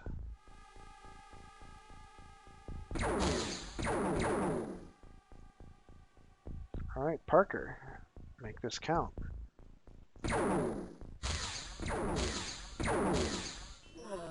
All right. Good. Good work, guys. Good work. So we're going to delay the storming of the alien ship for at least one more turn. The aliens are still perfectly willing to come out on their own. All right, Finn can finally move forward here. We've got, I wouldn't call this an orchard, but it's definitely got orchard-like characteristics, so it's a little bit dangerous. Oh, speaking of a little bit dangerous. Oh, there's an alien right there. Well, he's made this foolish mistake of flying, which means probably every single one of my soldiers can take a shot at him. Officially, Layla is the person who deserves to take this shot. A snapshot would be 4%, so we're going to go aimed.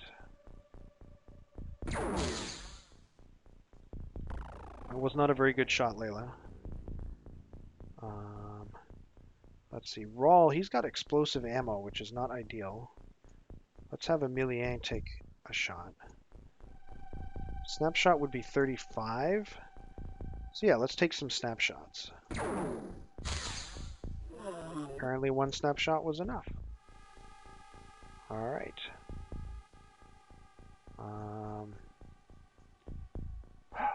What does this team want to do? I want to shoot more at this building.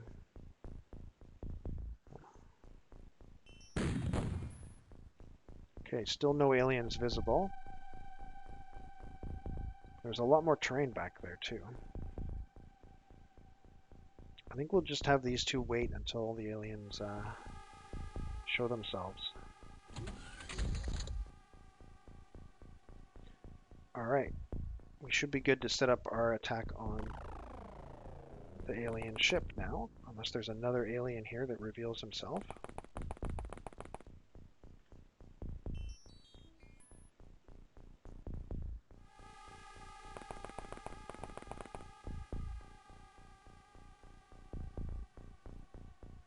Well, we can't make it that far. Oh! We've spotted an alien. That was not what we wanted to do.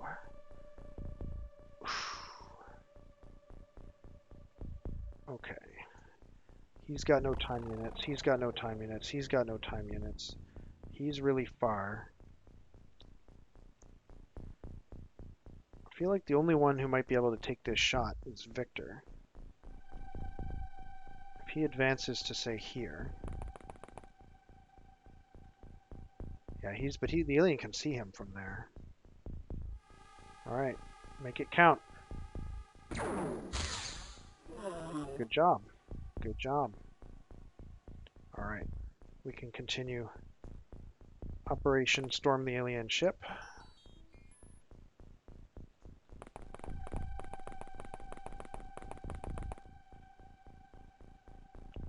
Okay, those guys are ready.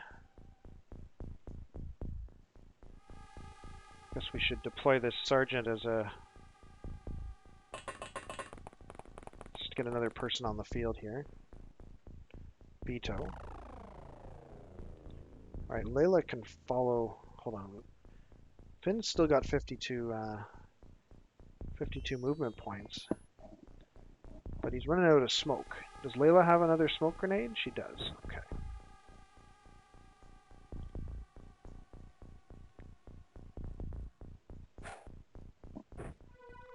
So let's just have Finn kneel for now. Can Layla even move? No. Emilien can move, but he's also running out of smoke.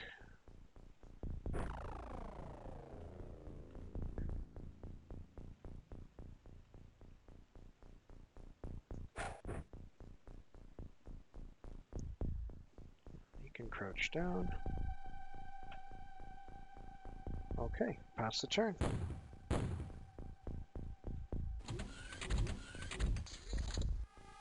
Alright, our assault team did not get surprised on, so they're going to go in. Okay, no immediate aliens spotted inside the ship. So Enzo's going to move up to here. Parker's going to move up to here. Okay. How far can he get? He can get, put him in the corner here.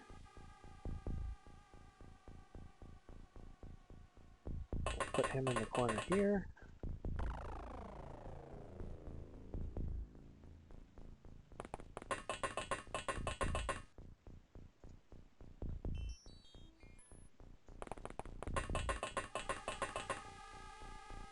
All right, we're inside the alien ship.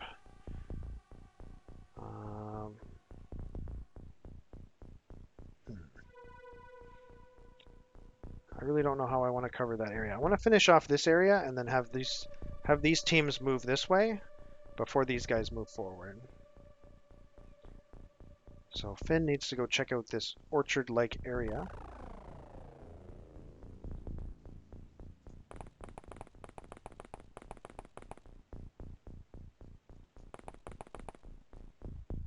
And we'll have Layla advance up to follow him.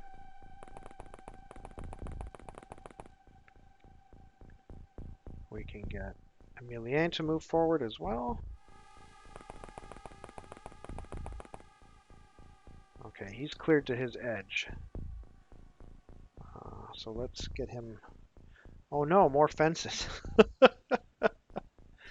More impassable fences. We're going to need another grenade.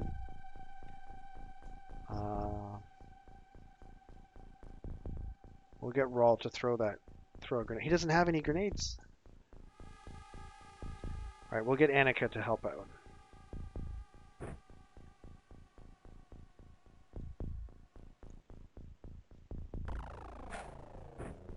That should... Oh, that landed in a weird spot. It landed on top of the hay bale. Hopefully it can still destroy this part of the fence.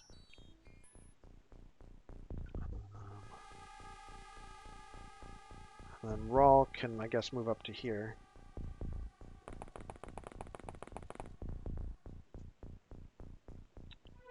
And what's he got? Yeah. Alright, we'll pass the turn. Oh. Poor Enzo. Hey, good job. Wow.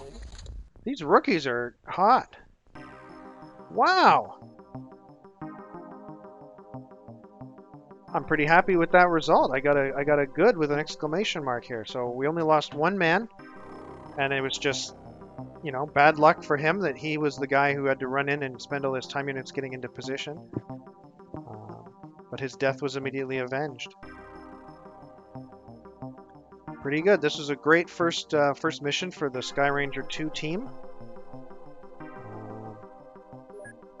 And of course, storage space is exceeded. Why wouldn't storage space be exceeded? Alright, let's transfer some alien alloys back to Alpha.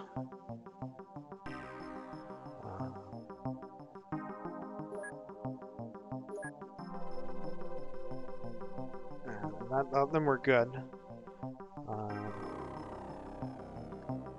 And we can sell some stuff too from this screen. We might as well.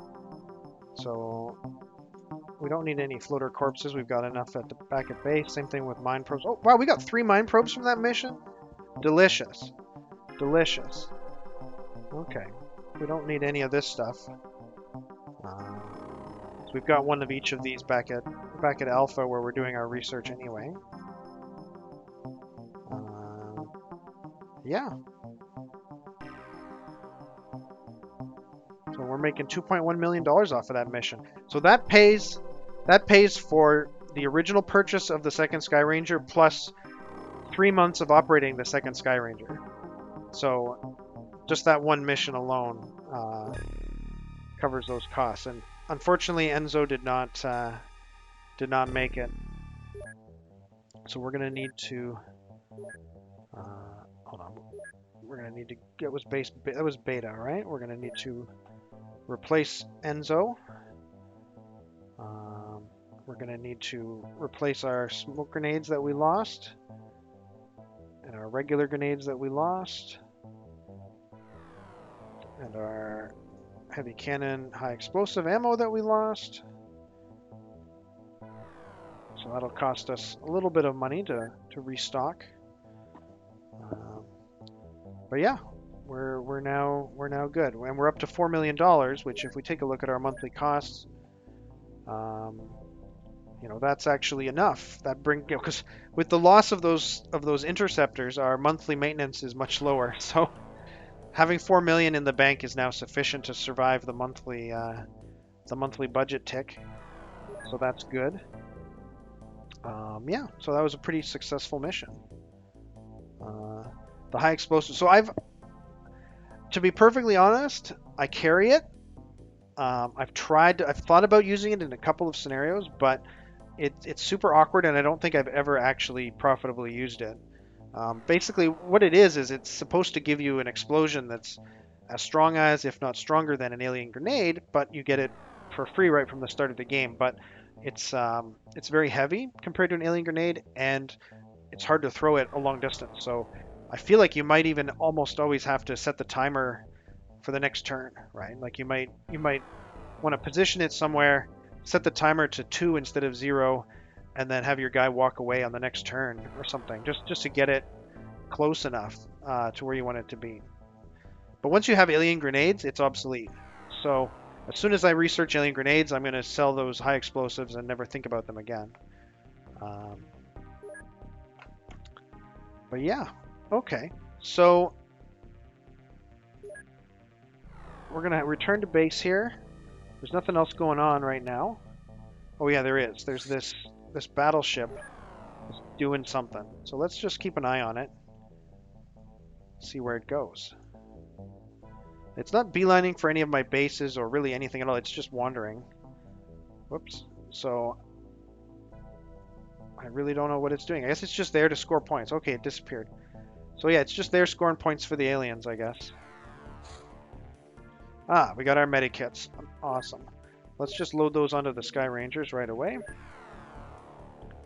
Oh, this Sky Ranger is missing lots of stuff.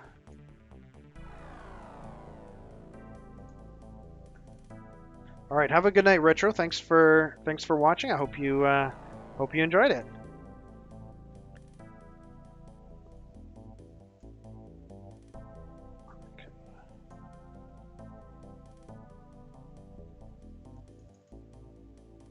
Yeah, I'll be streaming again tomorrow, same time. Electro flares, we need all of them. Okay. Good, that's at Gamma. At Beta, I think we just need to add the medikits. All right, let's run the clock forward. Alien alloys, sure, that's fine. Replacement stuff, that's fine. Okay, here we go. We've got radar coverage over Australia again.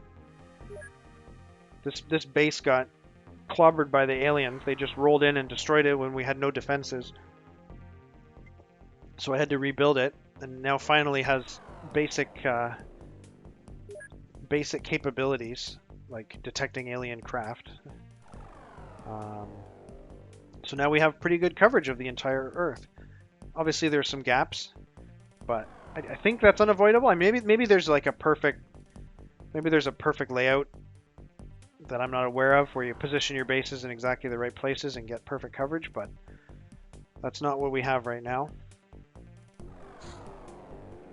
Okay, Selma has arrived. That's the replacement for Enzo.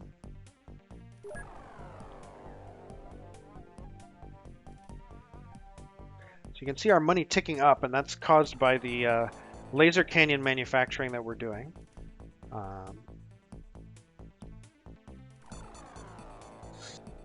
Okay, we've researched Delirium 115. Let's take a look at the report. So this element has the unusual property of generating antimatter power when bombarded with certain particles. This creates gravity waves and other forms of energy. It's not naturally found in our solar system and cannot be reproduced. So the only way we can obtain this is by looting it from the aliens. So now we need to allocate some more research.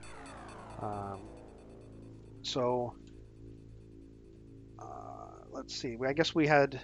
Did we really have 55 scientists on that? There must have been another project that finished as well. Because I don't think I had 50... I don't think I had spare scientists sitting around. So let's take a look at what our next project should be. So there was some discussion earlier in the stream about the motion scanner. To be perfectly honest, I don't plan on researching that anytime soon. So we're not going to worry about that. There was also some discussion of alien grenades. Alien grenades are pretty good, and I may go for them. Plasma cannon. So plasma cannon is what prevented the lack of plasma cannon is what prevented our interceptors from being able to shoot down that battleship quickly. So I think I'm actually going to go for plasma cannon. I'm not sure what the optimal number of scientists to use for that is, because I didn't write that down on my notes.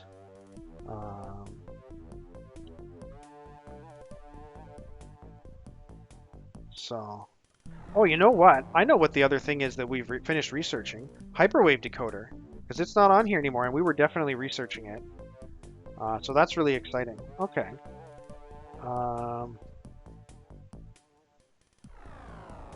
So yeah, what should we be researching next?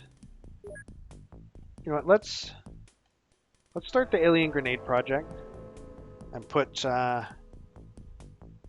put 10 scientists on that. And UFO navigation, I think we need for the flying suit and for other stuff. So let's put 22 scientists on that. And what do we got left? We got 23 scientists left. What's something reasonable we can get those started on? I guess we can research alien origins. That's not really needed till the end game, but it's kind of fun to start working on it now. You really want me to do plasma cannon? All right, all right. I probably should do. The only reason I'm hesitating on plasma cannon is I didn't write down on my little cheat sheet how many scientists is a reasonable number.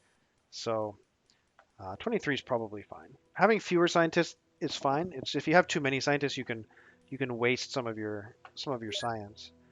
But yeah, this seems reasonable.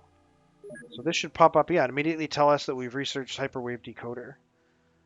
So let's take a look at the report for that. So Hyperwave Decoder is a building you can build in your base. It costs $1.4 million. Takes about a month to build. Alien communications rely on a supradimensional wave which travels almost instantaneously. The decoder facility intercepts UFO transmissions and decodes the information. This will show the type of UFO, the alien race, and the type of activity. And what it doesn't mention here is this gives you 100% coverage. So this renders your radar obsolete. This guarantees that any alien ship that comes near one of your bases that has this installed, you're going to see what kind of ship it is exactly, not just small, medium, large, but you'll see exactly what kind of ship it is. You'll see what race is piloting it, and you'll see the name of the mission that it's on. So it could be abduction, infiltration, harvesting, supply, research, and you'll be able to see right away what that ship is actually up to. So we're going to want to build these on all of our bases. They cost money, so we're not going to do that. I'm not going to go click and do it right now for all bases, but I'll probably do it in one base. We don't need to allocate research, I don't think, because yeah, we've already done that. We can now build Hyperwave Decoder. I kind of want to build one in Australia, or maybe Hong Kong makes more sense. If I go back to the geoscape, so we've got an alien base here, and we want to know what's going on around it.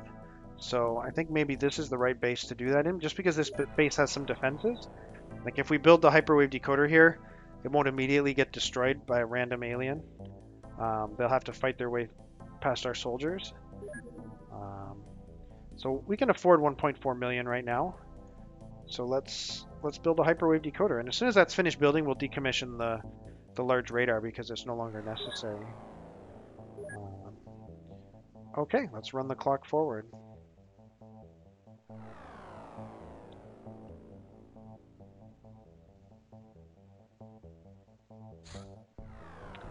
Okay, living quarters at XCOM Beta. So what are we using that for? So that's going to be to support our new engineering workshop, which will be finishing at the end of the month. So I'm not going to do anything right now in response to that. Same thing here. That's going to really expand our economy. Oh, we got a very small. Have you seen what's in the base yet? So I know that it's floaters because I've already done a ground assault on the supply ship right on top of that base. So I haven't actually gone inside, but I'm currently, the current plan is to just farm those supply ships and just get points and Illyrium off of the supply ships and not worry too much about the base, because where it's located, the supply ships land during the day and it's pretty clean. All right, we got a UFO here. Do we have an interceptor at this base? We don't. Do we have an interceptor at this base? We don't. Do we have an interceptor at this base? We don't. Do we have an interceptor at this base? We do. Okay. Maybe I should buy some more interceptors. All right, let's try Hawaii. We should have an interceptor there, yeah. Oh, tracking lost. Let's go to last known position. He won't be lost for too long. There's only so many places he can go near the North Pole. Unless he just leaves. Okay, let's grab this guy. Go to a waypoint over here. Well, shoot. Maybe he did get away.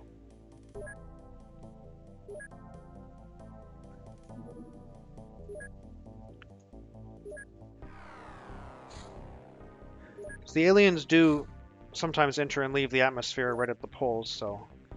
Alright, I guess return to base. Even with our global coverage, we were not able to catch that little guy.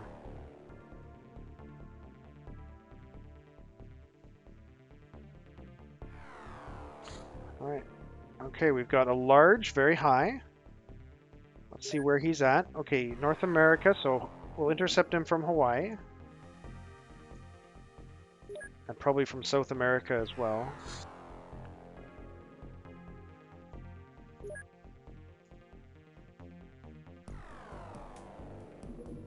And China. You're not getting away from us, bud.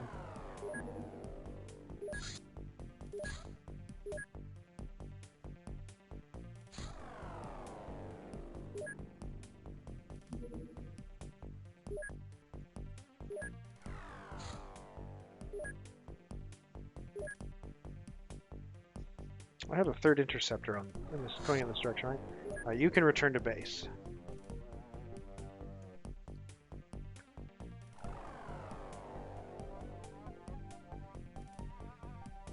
Is he coming right to our base? No. Oh, this is a supply mission. Sweet. Okay. Sky Ranger. Sky Ranger 2.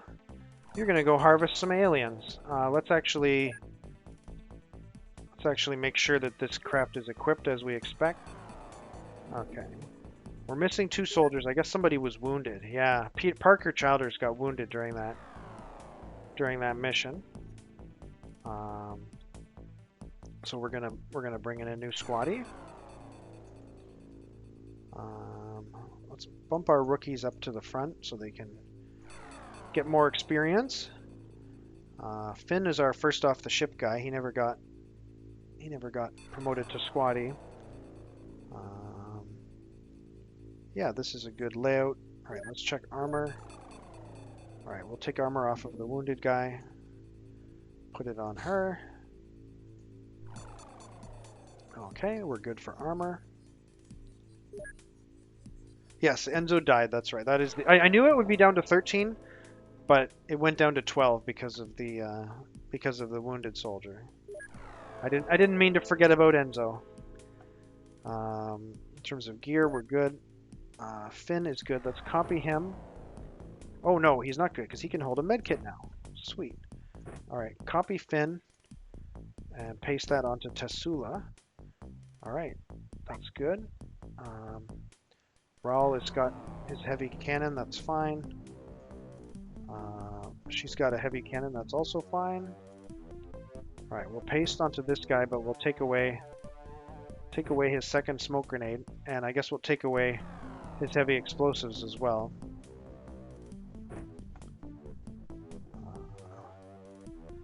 Okay. I'll paste onto him, take away this. He's good. We'll save him. Alright, and just... Actually, she looks good. Oh, wait. She had an extra grenade. That's fine, actually.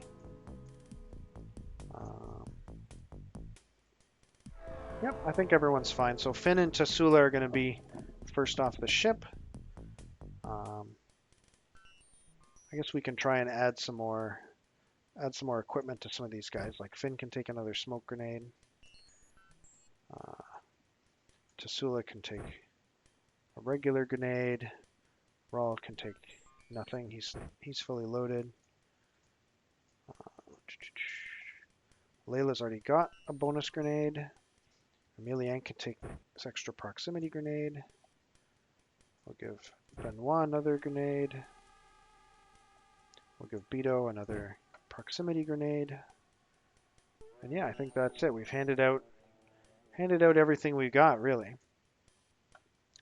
Okay. So Sky Ranger 2 is ready for their second mission. They're going to follow this ship, which is going to land at the alien base.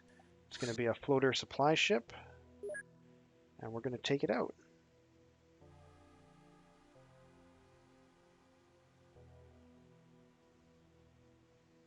And it's still daytime. Perfect. All right.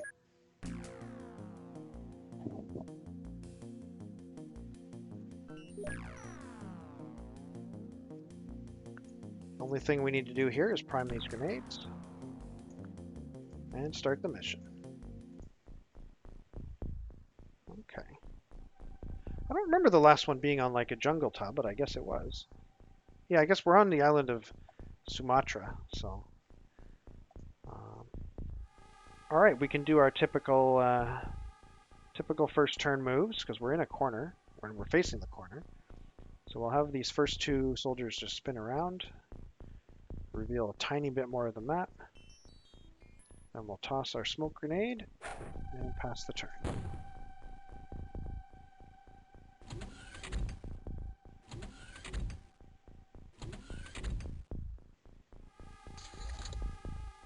All right, aliens making lots of alien door noises. All right, Finn, this is your second shot at just getting killed as soon as you step off the ship. Oh, okay, we already see where the alien craft is. Not a lot of visibility on the terrain because it's a jungle. I really don't remember the last supply ship mission being a jungle, which means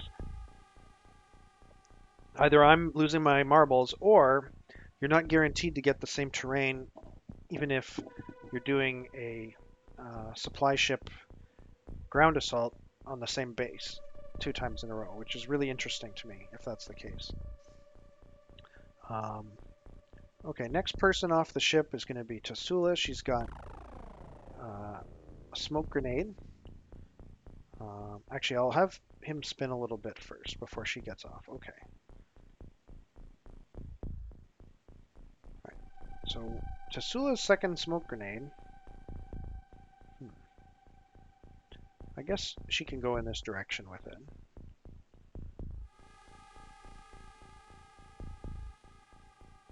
Let's see.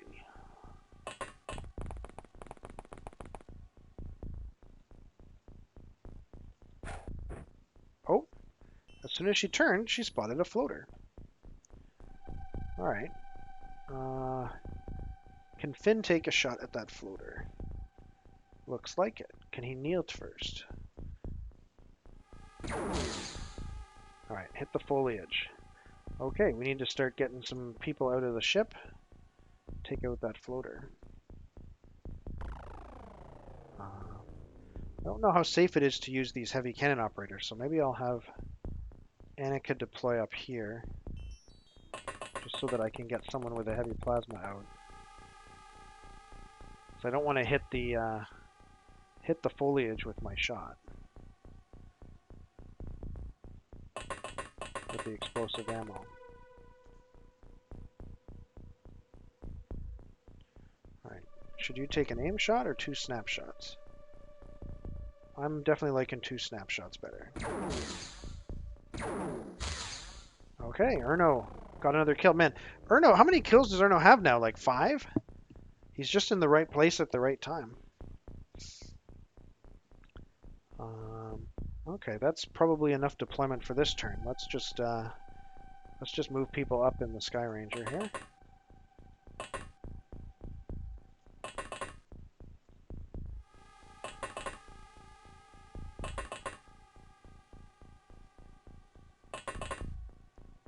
Did Parker even get a kill, or did he just spot a whole bunch of aliens? I don't remember. I don't think Parker actually got a kill.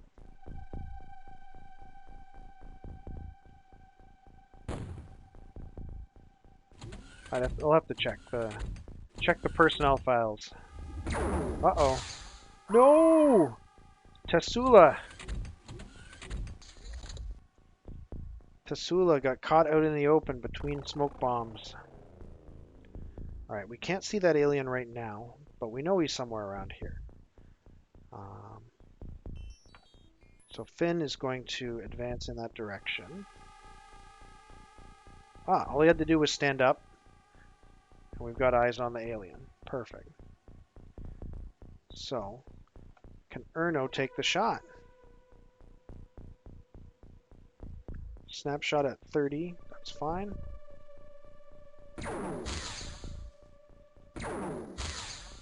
Got him. Alright. Well, if the aliens are going to come to us, then I'm going to let them come to us. Finn can throw another smoke grenade to prevent this kind of disaster from happening again.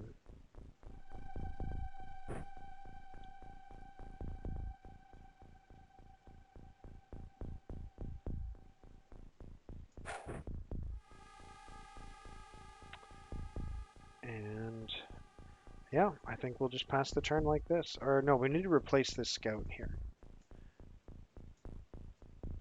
Oops. So Victor is going to just go stand right there and do the exact same job that Tasula was doing, but now he'll have smoke coverage.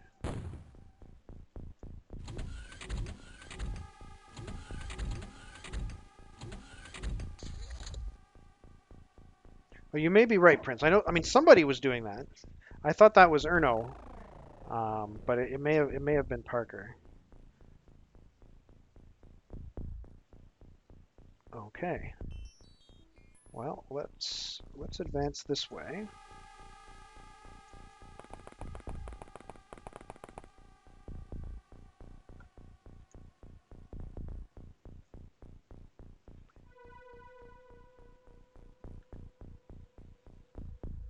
Okay.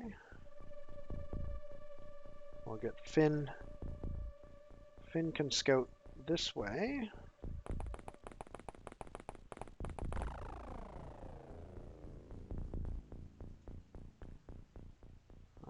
Let's grab... Okay, we're running low on rookies. That's good. Not that they're dying, but that they're getting promoted.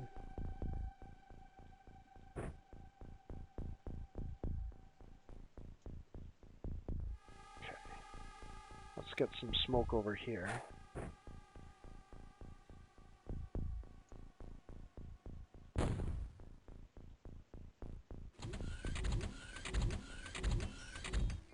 Yeah, I mean, if you understand how the scout sniper mechanic works, limiting the alien's visibility is super useful.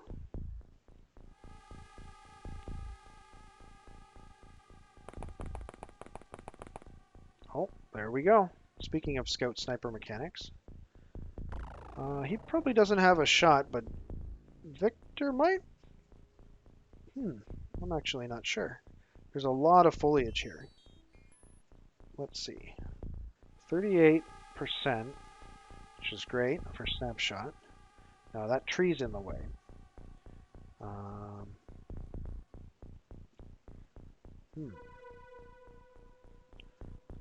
Do I try taking out the tree, or do I just lob a grenade from here? I think I just throw a grenade here. Yeah, autoing the tree is it's an idea, but I think the grenade is going to be more profitable. I'm just hoping he can get a grenade over there with the tree in the way. Okay, he doesn't want to do it because of the tree. Ah, but he can throw it right there, so that should be fine. Trying to think if anybody else can take this shot. Like, I wonder if maybe Victor could take the shot from here.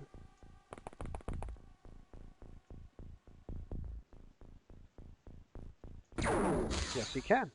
All right, so that grenade is just going to blow up the body and cost us some loot, but that's okay. Better to be safe than sorry. So this scout can still advance.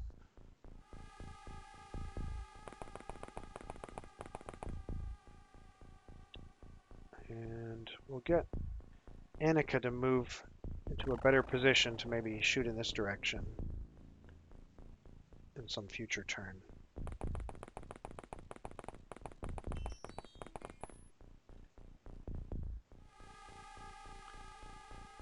down here, what's this require? Yeah, I'll just have him sit tight.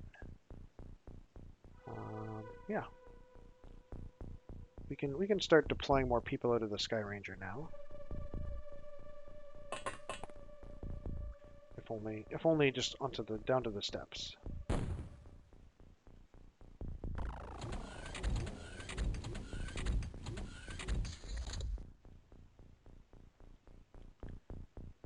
All right. So what's this ship look like?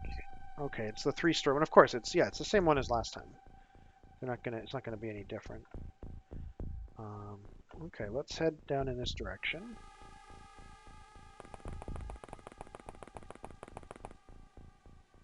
We're getting close to this corner here.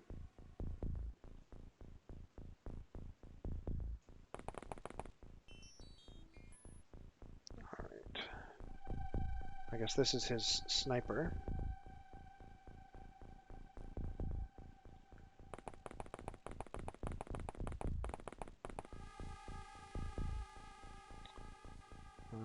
What do we want to do here? So there were, I think, 2 entrances to these ships. There's one there and one there. But going around behind the back is probably a good idea. Just to make sure we've covered that area.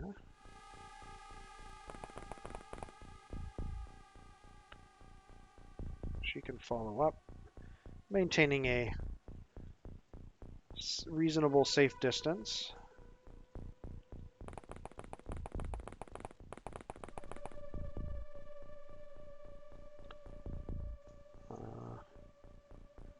I'll have Raul head down this way to help support this team over here. Don't really want him to scout that way.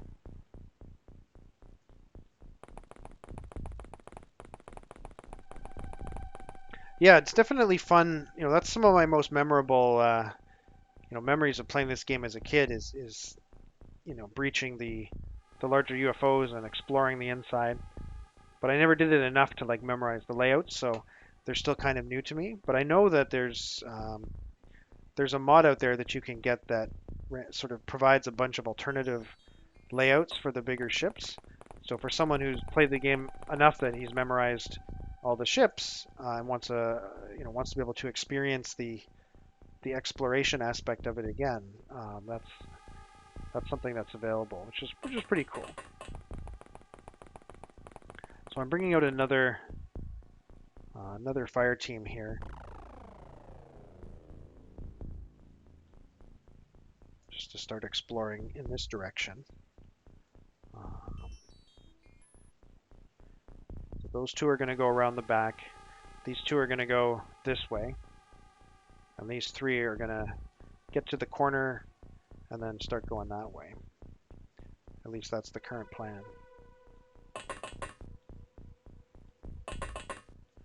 And then we get to the actual XCOM brass over here, and the the Colonel Alice. She's commanding this mission. She's not going to leave this spot.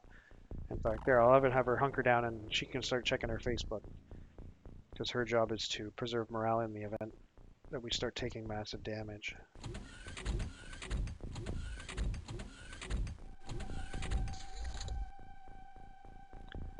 Okay, no sightings of the aliens so far.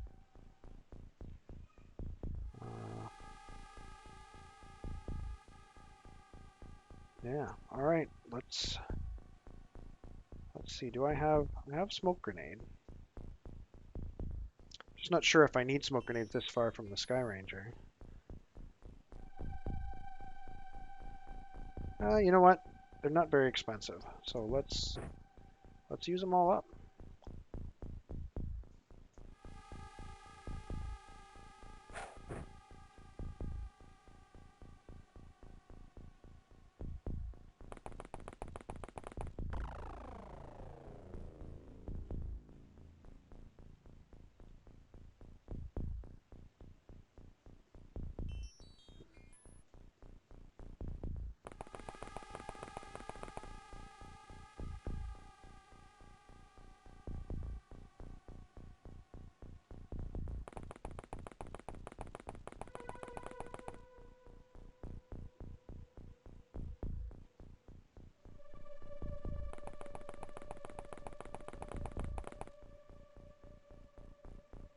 It's just the two of them up there, right? Yeah.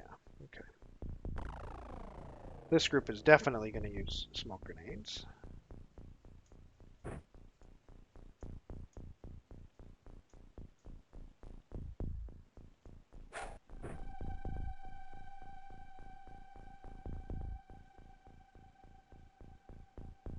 You'll just stay there.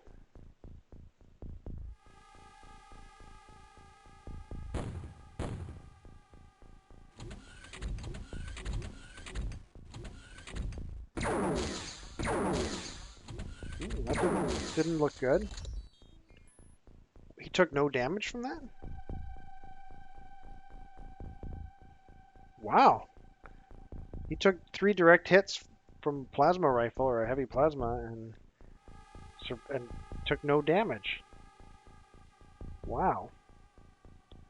I think this is the right soldier, yeah. Okay, so he just needs to get eyes on that alien. There it is. All right, who's got a shot? Finn, I don't think you have a shot. All right, Layla may have a shot. 33%, that's good.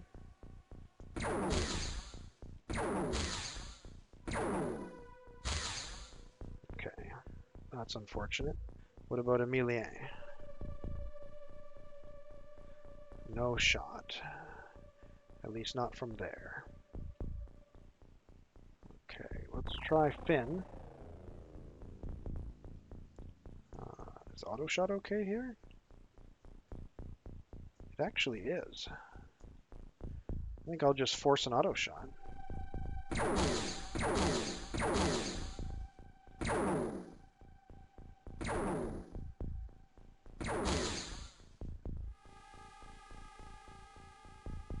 That's all I've got. Okay. What about Raul? He's got the explosives. If he moves up to here,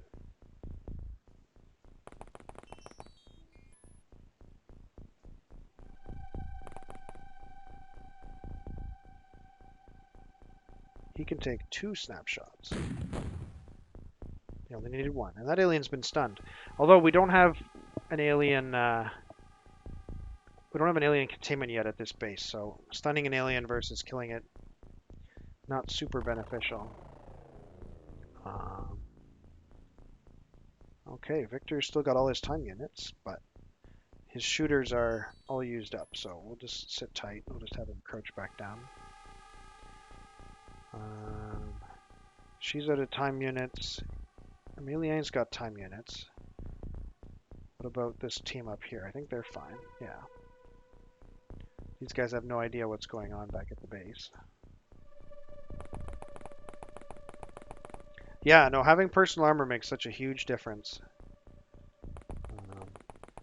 That's why I tried to rush it pretty quickly, just to make sure that that my guys had a fighting chance. So.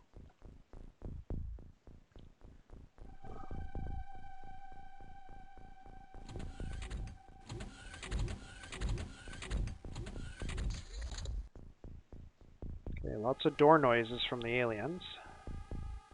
Let's do this team first because they don't really affect anybody else.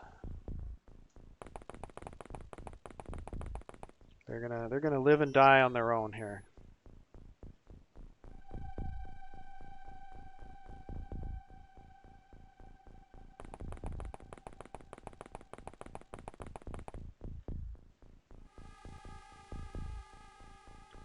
Scott, yeah, he can kneel down.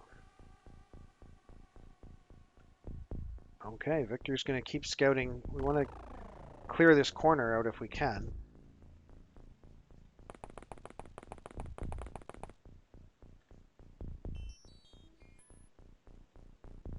It's like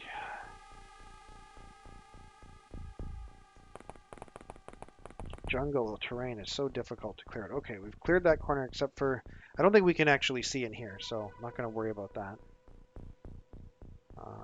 Finn can be a scout because he's got a bunch of backup, so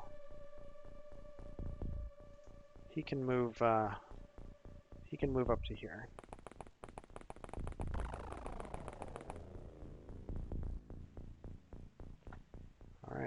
Finn didn't see anything, so Rawl can move forward.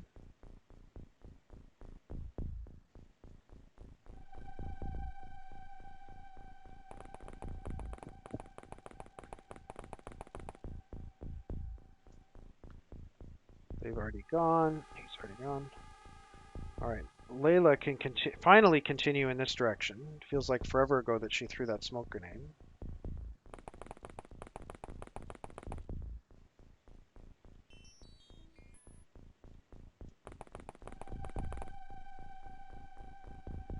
All right, let's face the door and kneel there. And then Emilienne can follow. I'm trying to think where a good spot for him is. I guess this way.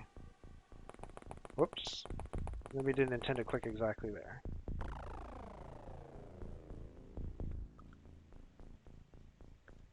We can still leave these four as, or these five as backup in the ship. Oh, there was some movement there. I think. Oh, yep. He's totally visible, and he's totally shootable. So he's, I think, visible by these folks here. Yeah.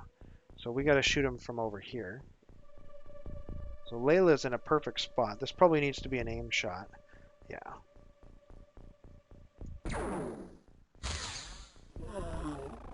Perfect. All right. This team can still advance safely.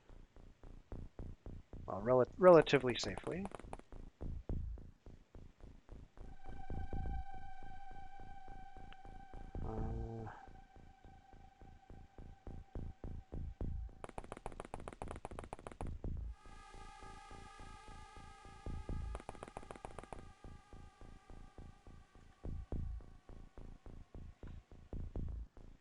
Okay.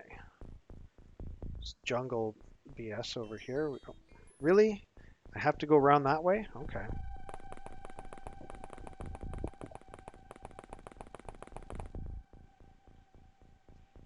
All right, I guess Finn is a scout again. Does he have another smoke grenade? Yes.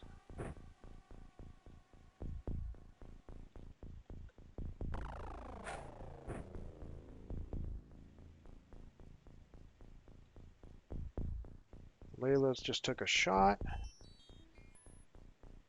So let's position Emilienne somewhere better, like here.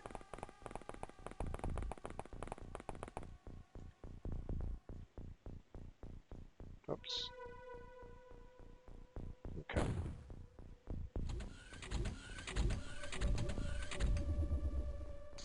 All right, another alien coming out of the north door. And just standing there like a dumbass. Oh, there's two aliens. Well, I'm glad that I moved Emilienne here. So the alien can't see Emilienne, which is nice. Auto shot would be 25%. So that seems like a good deal. Let's take auto shots.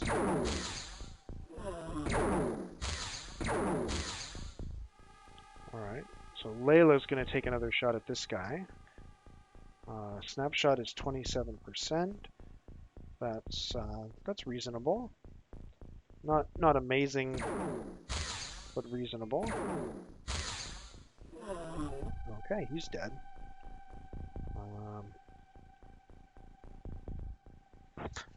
Do these guys have smoke? Yeah, okay. I think it makes sense to use it now. And we'll just get Erno up here.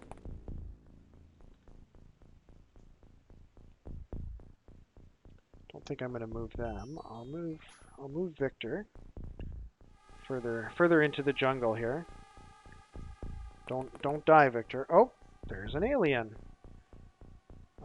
Okay, so I think Rawl has a shot at it, but Rawl is armed with explosive ammo, and he would have to thread the needle here correctly in order to avoid killing somebody. So Finn is going to advance to here, to here, to here, I guess, and take that shot. So yeah, Good job, Finn. All right, problem solved. All right, I think that's enough. That's enough action for this turn.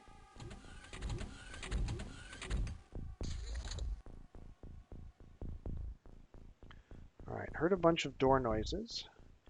Let's see if we can see anything.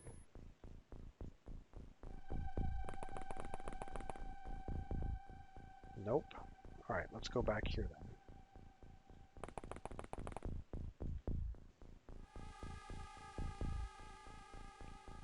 What about on this side?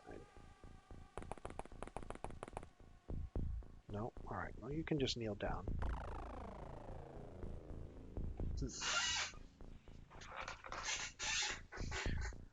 All right. Let's have Victor keep going.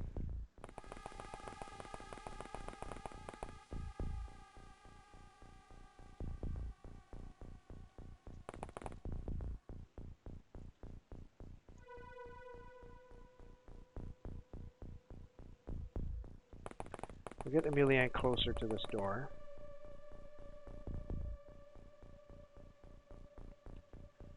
I think we're gonna, let's see, who have we got in here? I think we're gonna have Benoit and Beto head out of the Sky Ranger and get ready to help with the assault.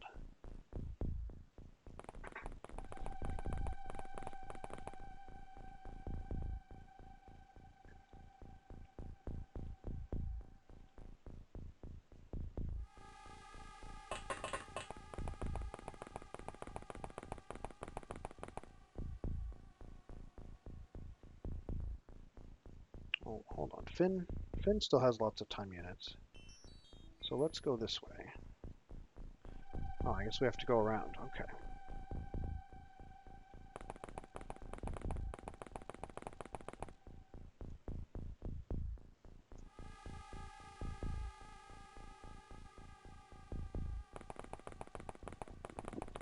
Just gradually move these guys across the map here. These two don't really have anything going on. That's okay. Actually, I'll move her up like that. Don't really like having them facing each other like that, but hopefully it's okay.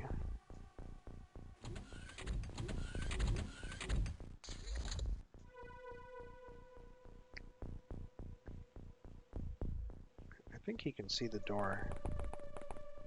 Okay.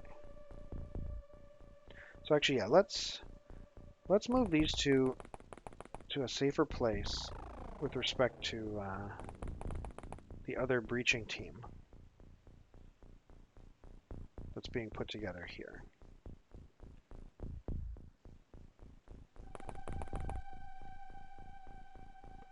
So these two are ready to take reaction shots as we put together the breaching team.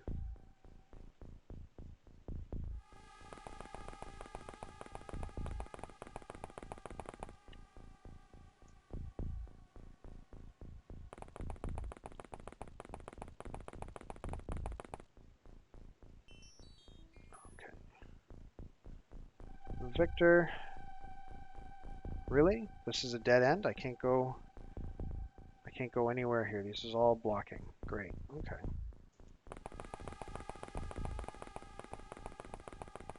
I guess I could have done some jungle renewal to get through, but whatever.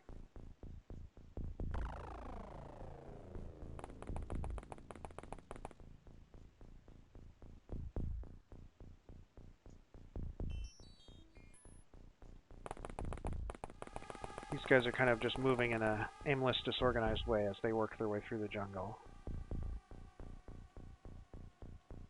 All right.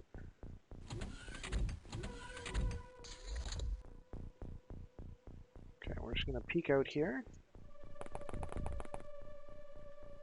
and go back. These guys are going to set up as a breaching team.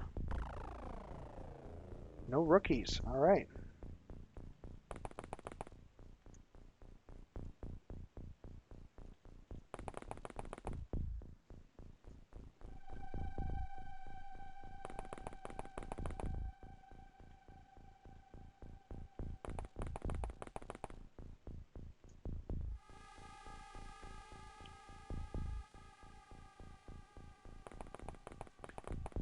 upon exploring the jungle.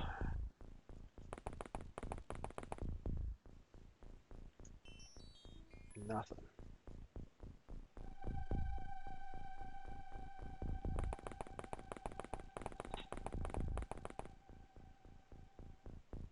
Okay.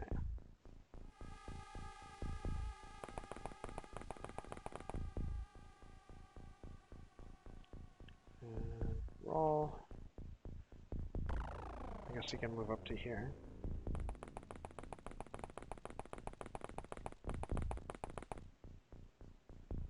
Okay, so who have I actually got for the second breaching team? I don't want to bring Annika because of the high explosive ammo. There's nobody else over here except the captain. Kind of want to keep the captain in reserve, and then this guy's got a rocket launcher. So I guess Finn and Victor are going to need to go up here. And Raul can sort of continue exploring down there, I guess. Okay. Alright, the aliens did not pop out and surprise my breaching team. Alright, let's just quickly check this situation here. Looks good. Alright, we're going in. Okay, that looks relatively safe.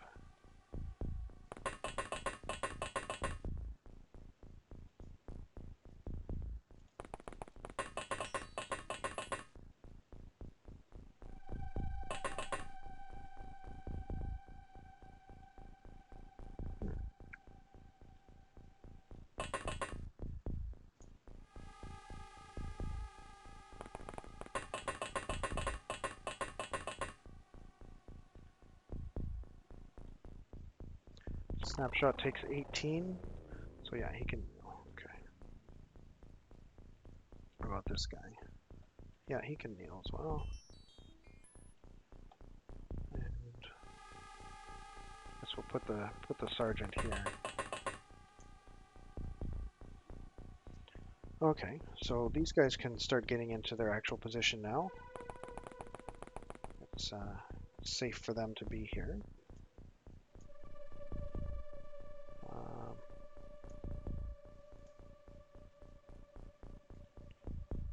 Victor can head up this way quickly.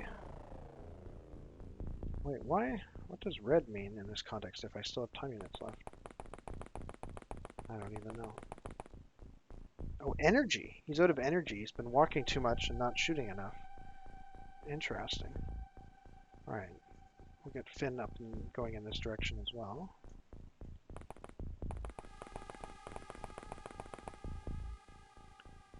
I guess I'm kind of gambling with Rawl's life here that there really aren't any more aliens in this corner. He's going to be kind of by himself. But I don't think there's any aliens left outside the ship, to be perfectly honest.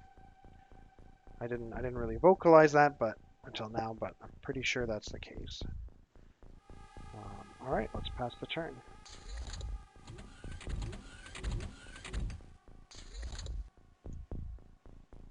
Oh, we've seen an alien. This alien is about to have a really bad time, I think. Yeah, there's not much else to say about that.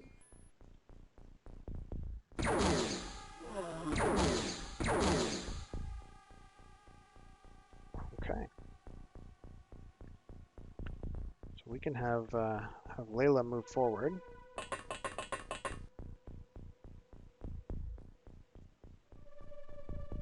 I guess we can have Erno jump in here too. We don't really need a second breaching team since they're so close to each other.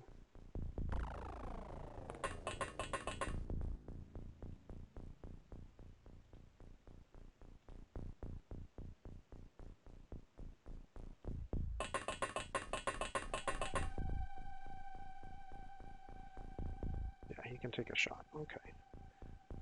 We'll have Annika go support Rawl down here.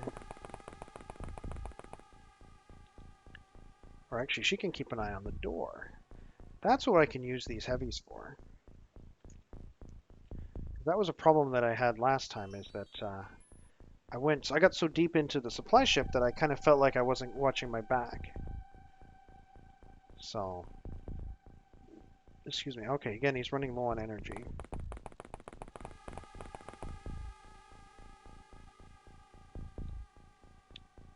Okay, Layla's fine there. Emilie. Let's just have Layla kneel here. The sergeant can go this way. Here we go.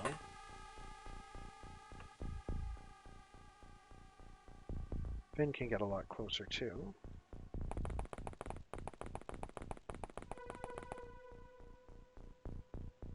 And Rawl, I think we can conclude that he's finished this work. So he's going to go up this way.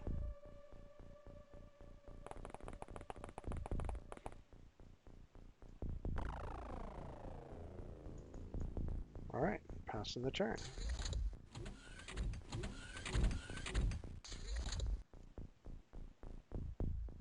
Okay, so we better check the engine room.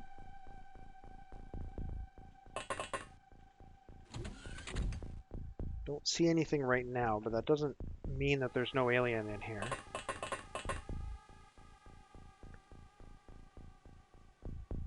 Although the alien stationed in here, I think usually has a stun weapon. Okay, I think this area is clear.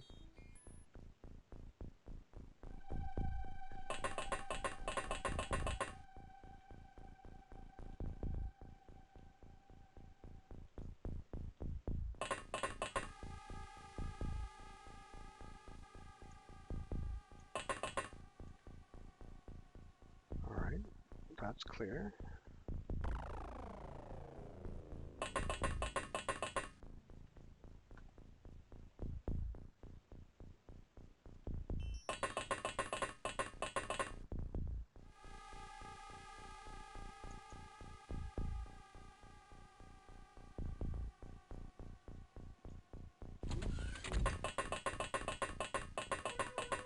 Victor is still super low on energy. Let's see. Opening a door does not use energy, so opening a door is safe. Okay, he can come over here.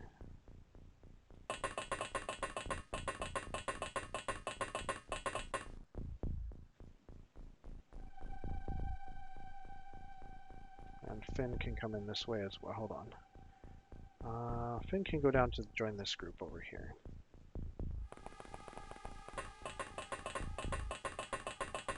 So we'll have 4 for the second floor, 4 for the first floor.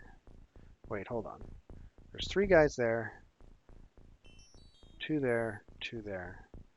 So one of these teams will be a bit smaller than the other. I think I miscounted something. That's okay. All right, and Annika is just going to set up like here and just keep an eye on this door in case any aliens got behind us. And same thing with Rawl over here.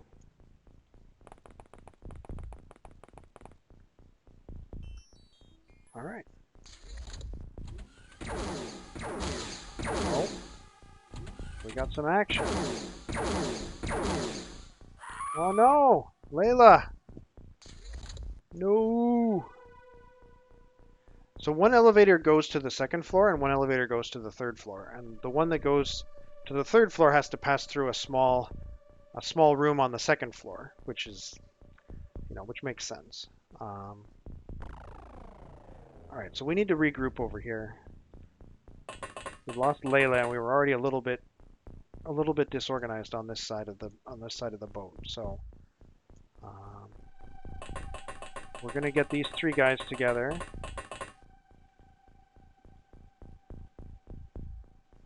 What does he need to fire? Okay, he can kneel.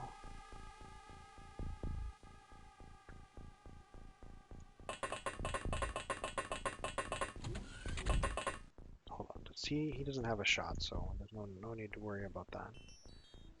This team is fresh. didn't just suffer a casualty. So they can proceed up, I think.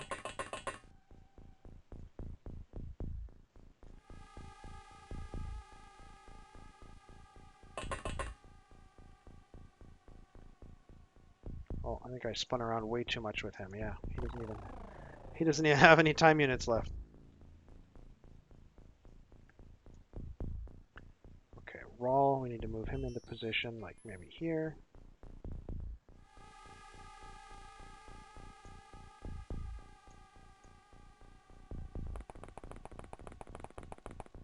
Just watch that door.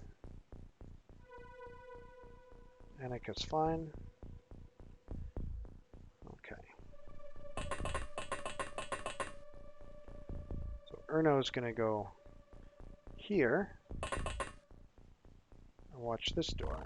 He's also got no time units. Brutal. Going up the elevator must take a lot of time units.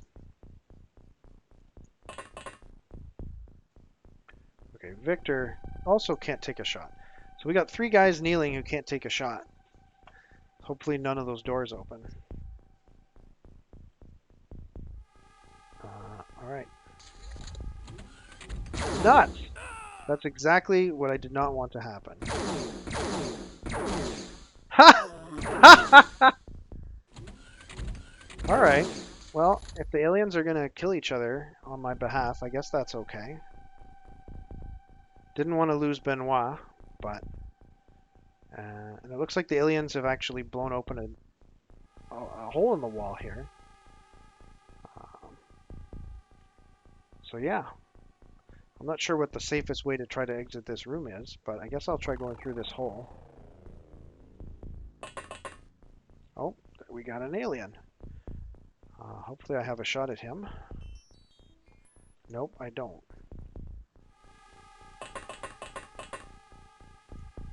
What about now?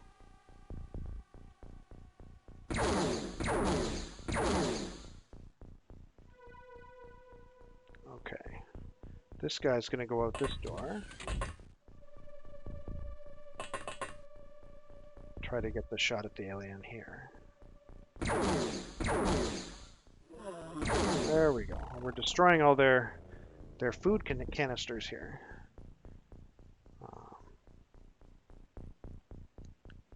Okay. These teams are rapidly getting very small. So this is the little room on the second floor that the elevator leads to. But it also leads up to the 3rd floor, which we'll be doing next turn.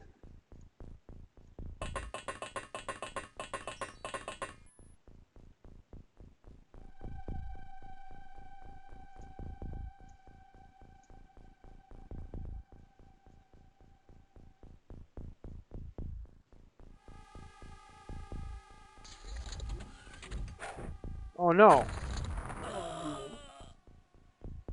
Ooh, that is really unfortunate. This team is not doing okay. This guy, Victor, has got serious wounds, and he has no friends left. So, you're right, it did kill itself, but I'm going to retreat back downstairs. And I've got a med kit, so I just need to find a person. Annika's going to move in here.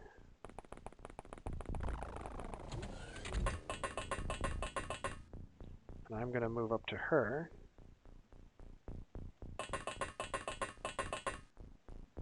And I'm going to drop the med kit on the ground. Not enough time units. Alright, fine. Next turn I will throw the med kit to her. And then she will... No, you can't use it on yourself. You need to use it on a different person. I don't think she has a med kit, no, but she'll have one next turn when I toss it to her. Okay, these guys are still doing okay. So let's go up to the next floor.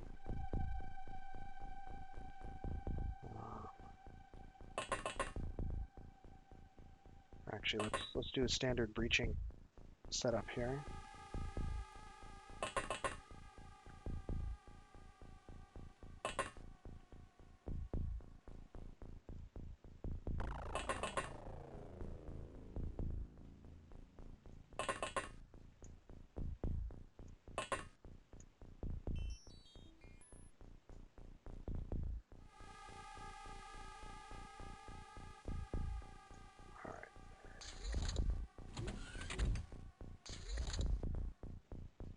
Okay, let's take care of this medical stuff.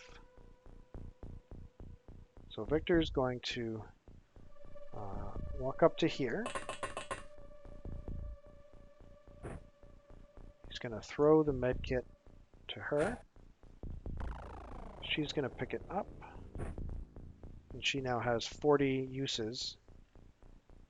So this should be no problem. She can heal his torso twice. Okay, so now he's back up to 17 hit points. He has no fatal wounds. And she can just toss this back. And he's got enough. Oh, did she miss? Where did it end up? Where is the med kit?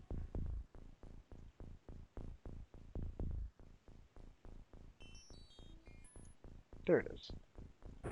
Oops. Put that there. Okay.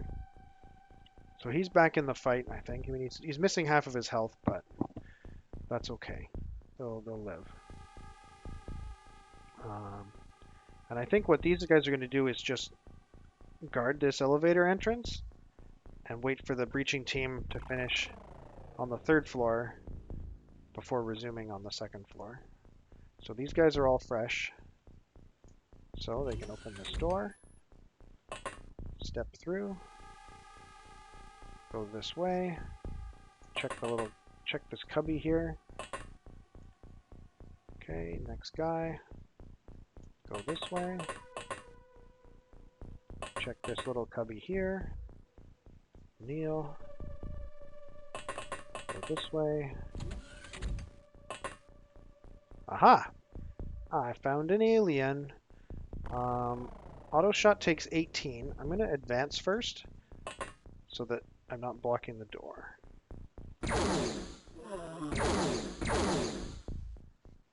Alright, spin. So this room just goes this way. So I don't want to split up the team, but I also don't want to have an undefended space behind us.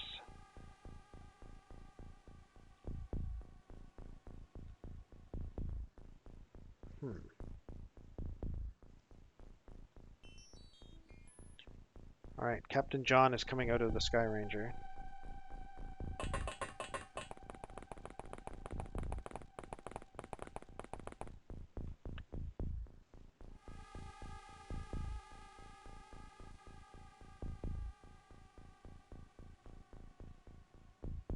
He's got 25, 5 so he can kneel. 32.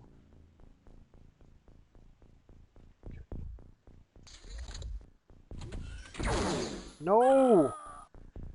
Oh, that was a sergeant.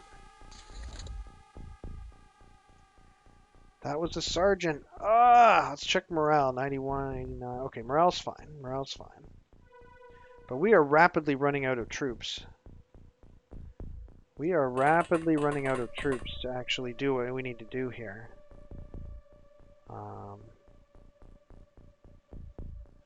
Alright, this other rocket launcher guy is coming in.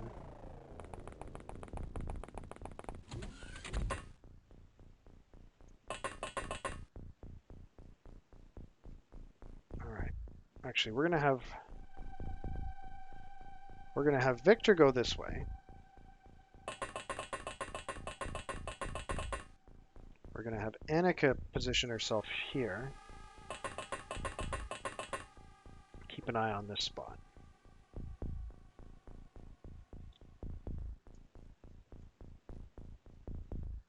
And these guys upstairs.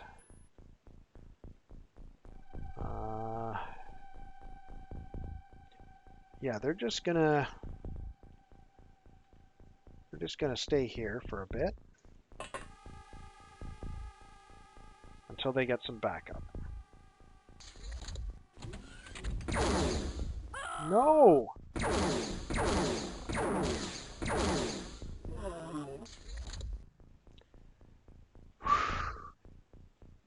This is getting dicey up here. This is getting real dicey up here.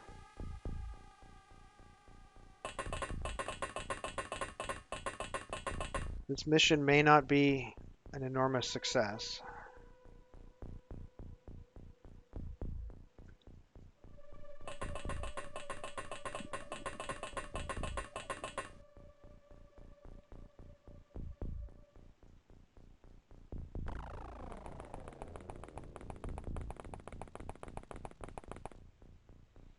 So at this point, we're bringing in everyone except the colonel and the rocket launcher operator.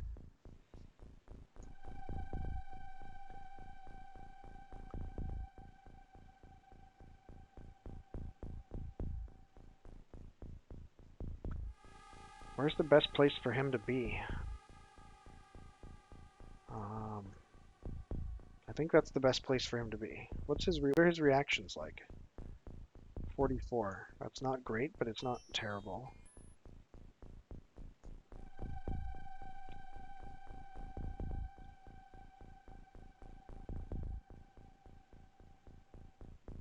Okay, let's peek out here. Safe for him to come out.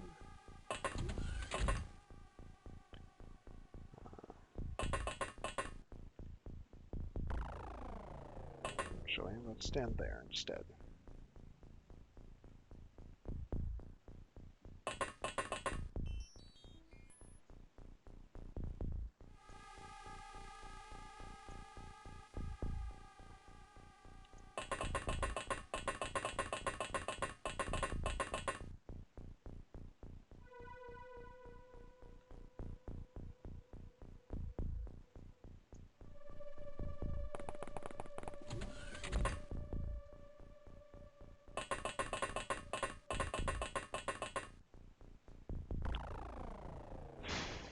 Okay.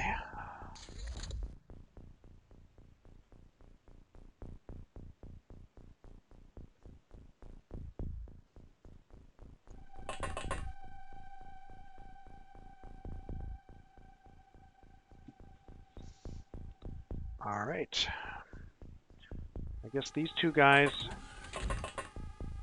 are going to set up to breach this door with this guy watching their back over there.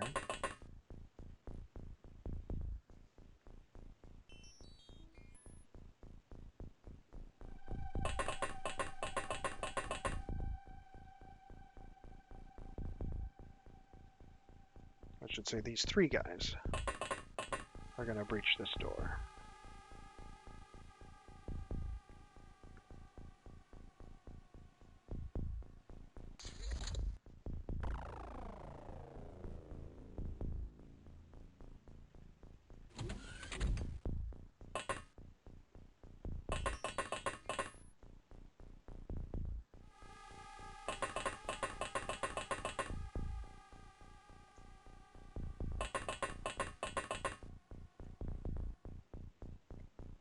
Okay.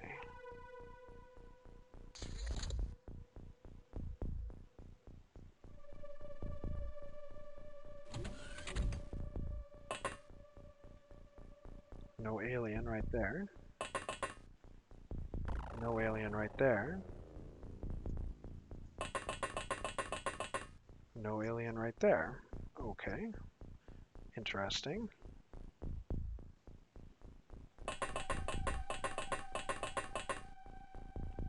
So he needs 15 for a snapshot, so he can kneel down. He needs 18 for a snapshot, so he can kneel down.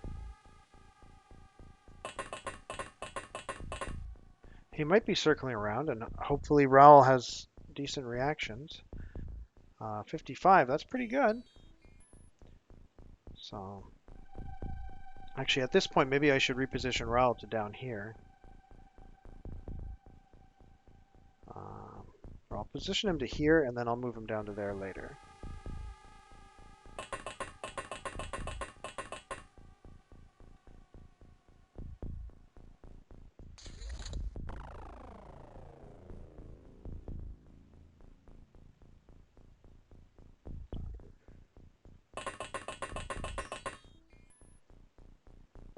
Snapshot is 17, so he can kneel. Okay. So yeah, so now when the aliens come around the corner, he can fire his high explosive at a much longer range. Okay. All right, let's keep advancing here.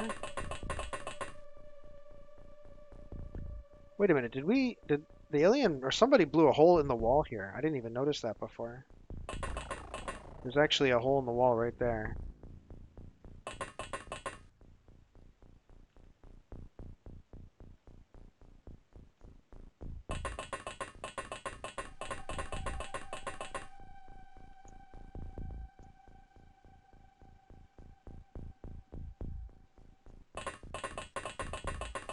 Well, we needed to look in there anyway, but it is pretty funny that there's just this opening here. All right.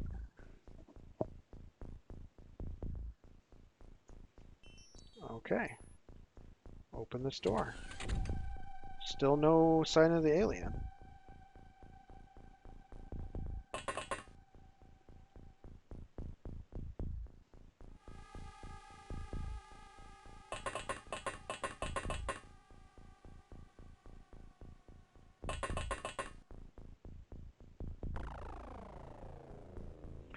Okay, he can crouch down.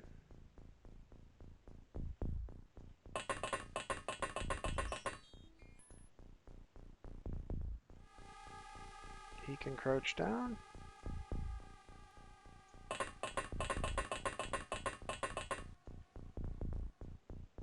All right.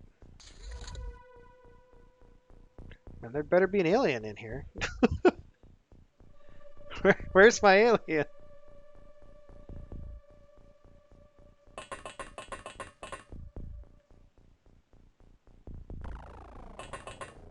There's my alien. Okay. So I guess Finn just takes the auto shot into the alien's back at this point.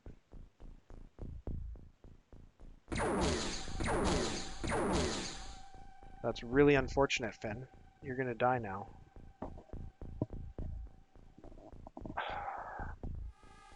I don't see how you're not gonna die, Finn.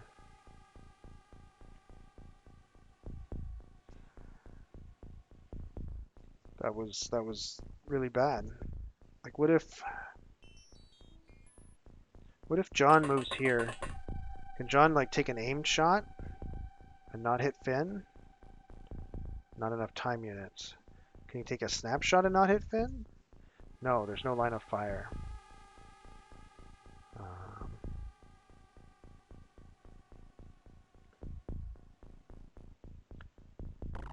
All right.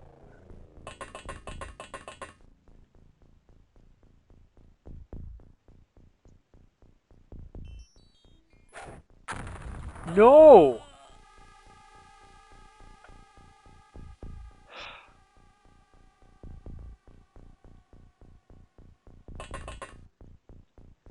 This is absolutely awful.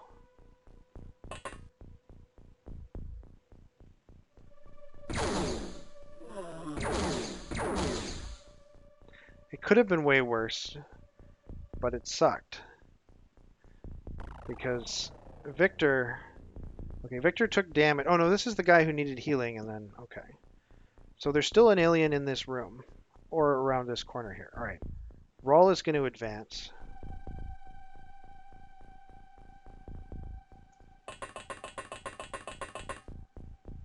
We need information, Rawl. Okay.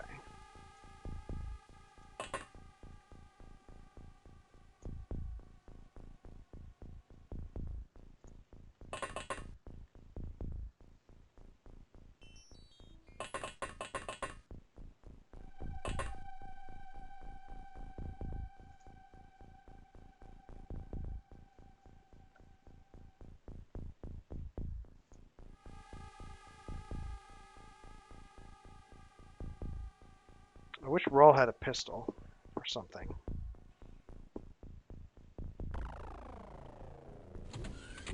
Okay.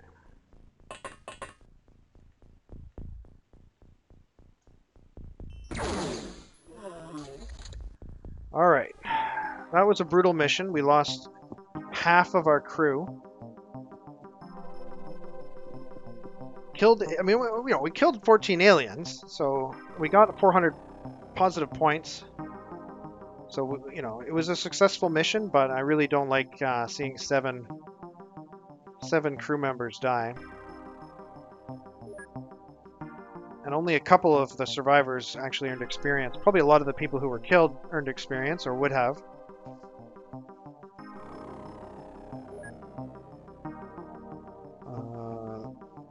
Looks like reasonable loot. Obviously, getting Illyrium is really valuable. It's priceless.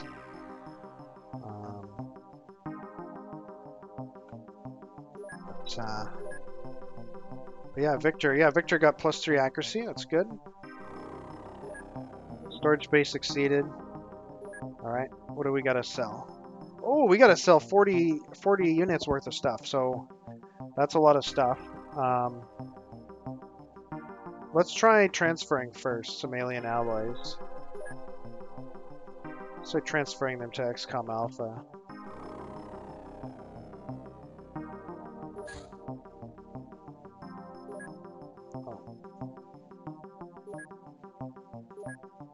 Okay. Wow, we got a lot of excess stuff. I guess we could transfer some to Gamma.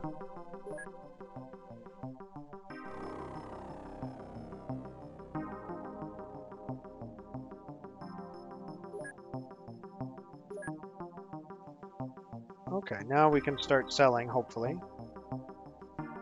We don't need any alien surgery or alien food because we've got all of that at the at Alpha Base. Same thing with these items. And these items. And these items. That's not enough. We don't need 33 heavy plasma here. We've only got 24 soldiers at this base, so we can sell off some of that.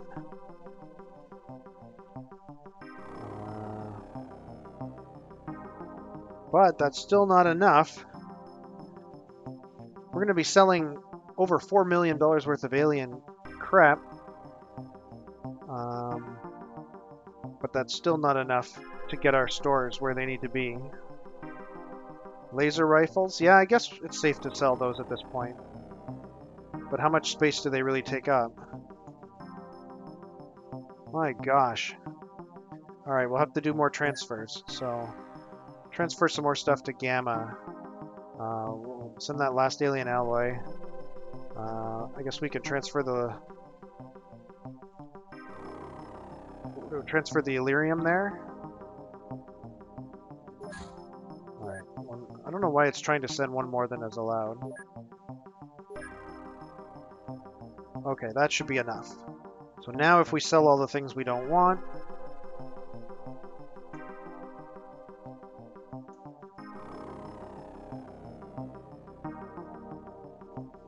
okay, we're good. The value of sales is lower now. That's really weird.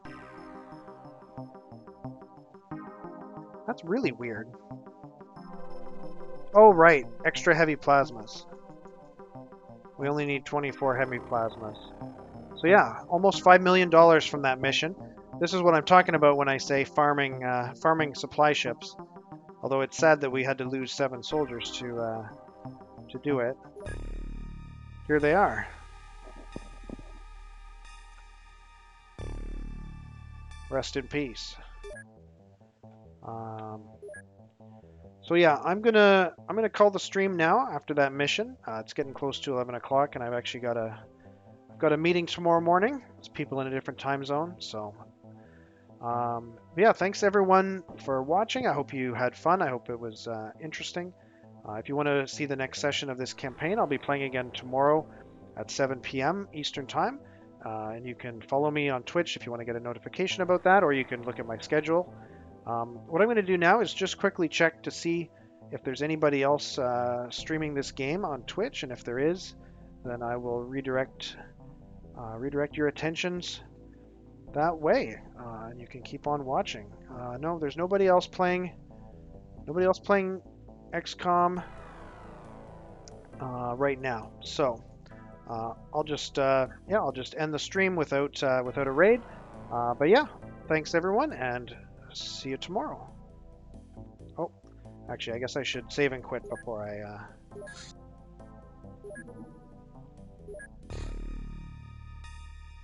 do that.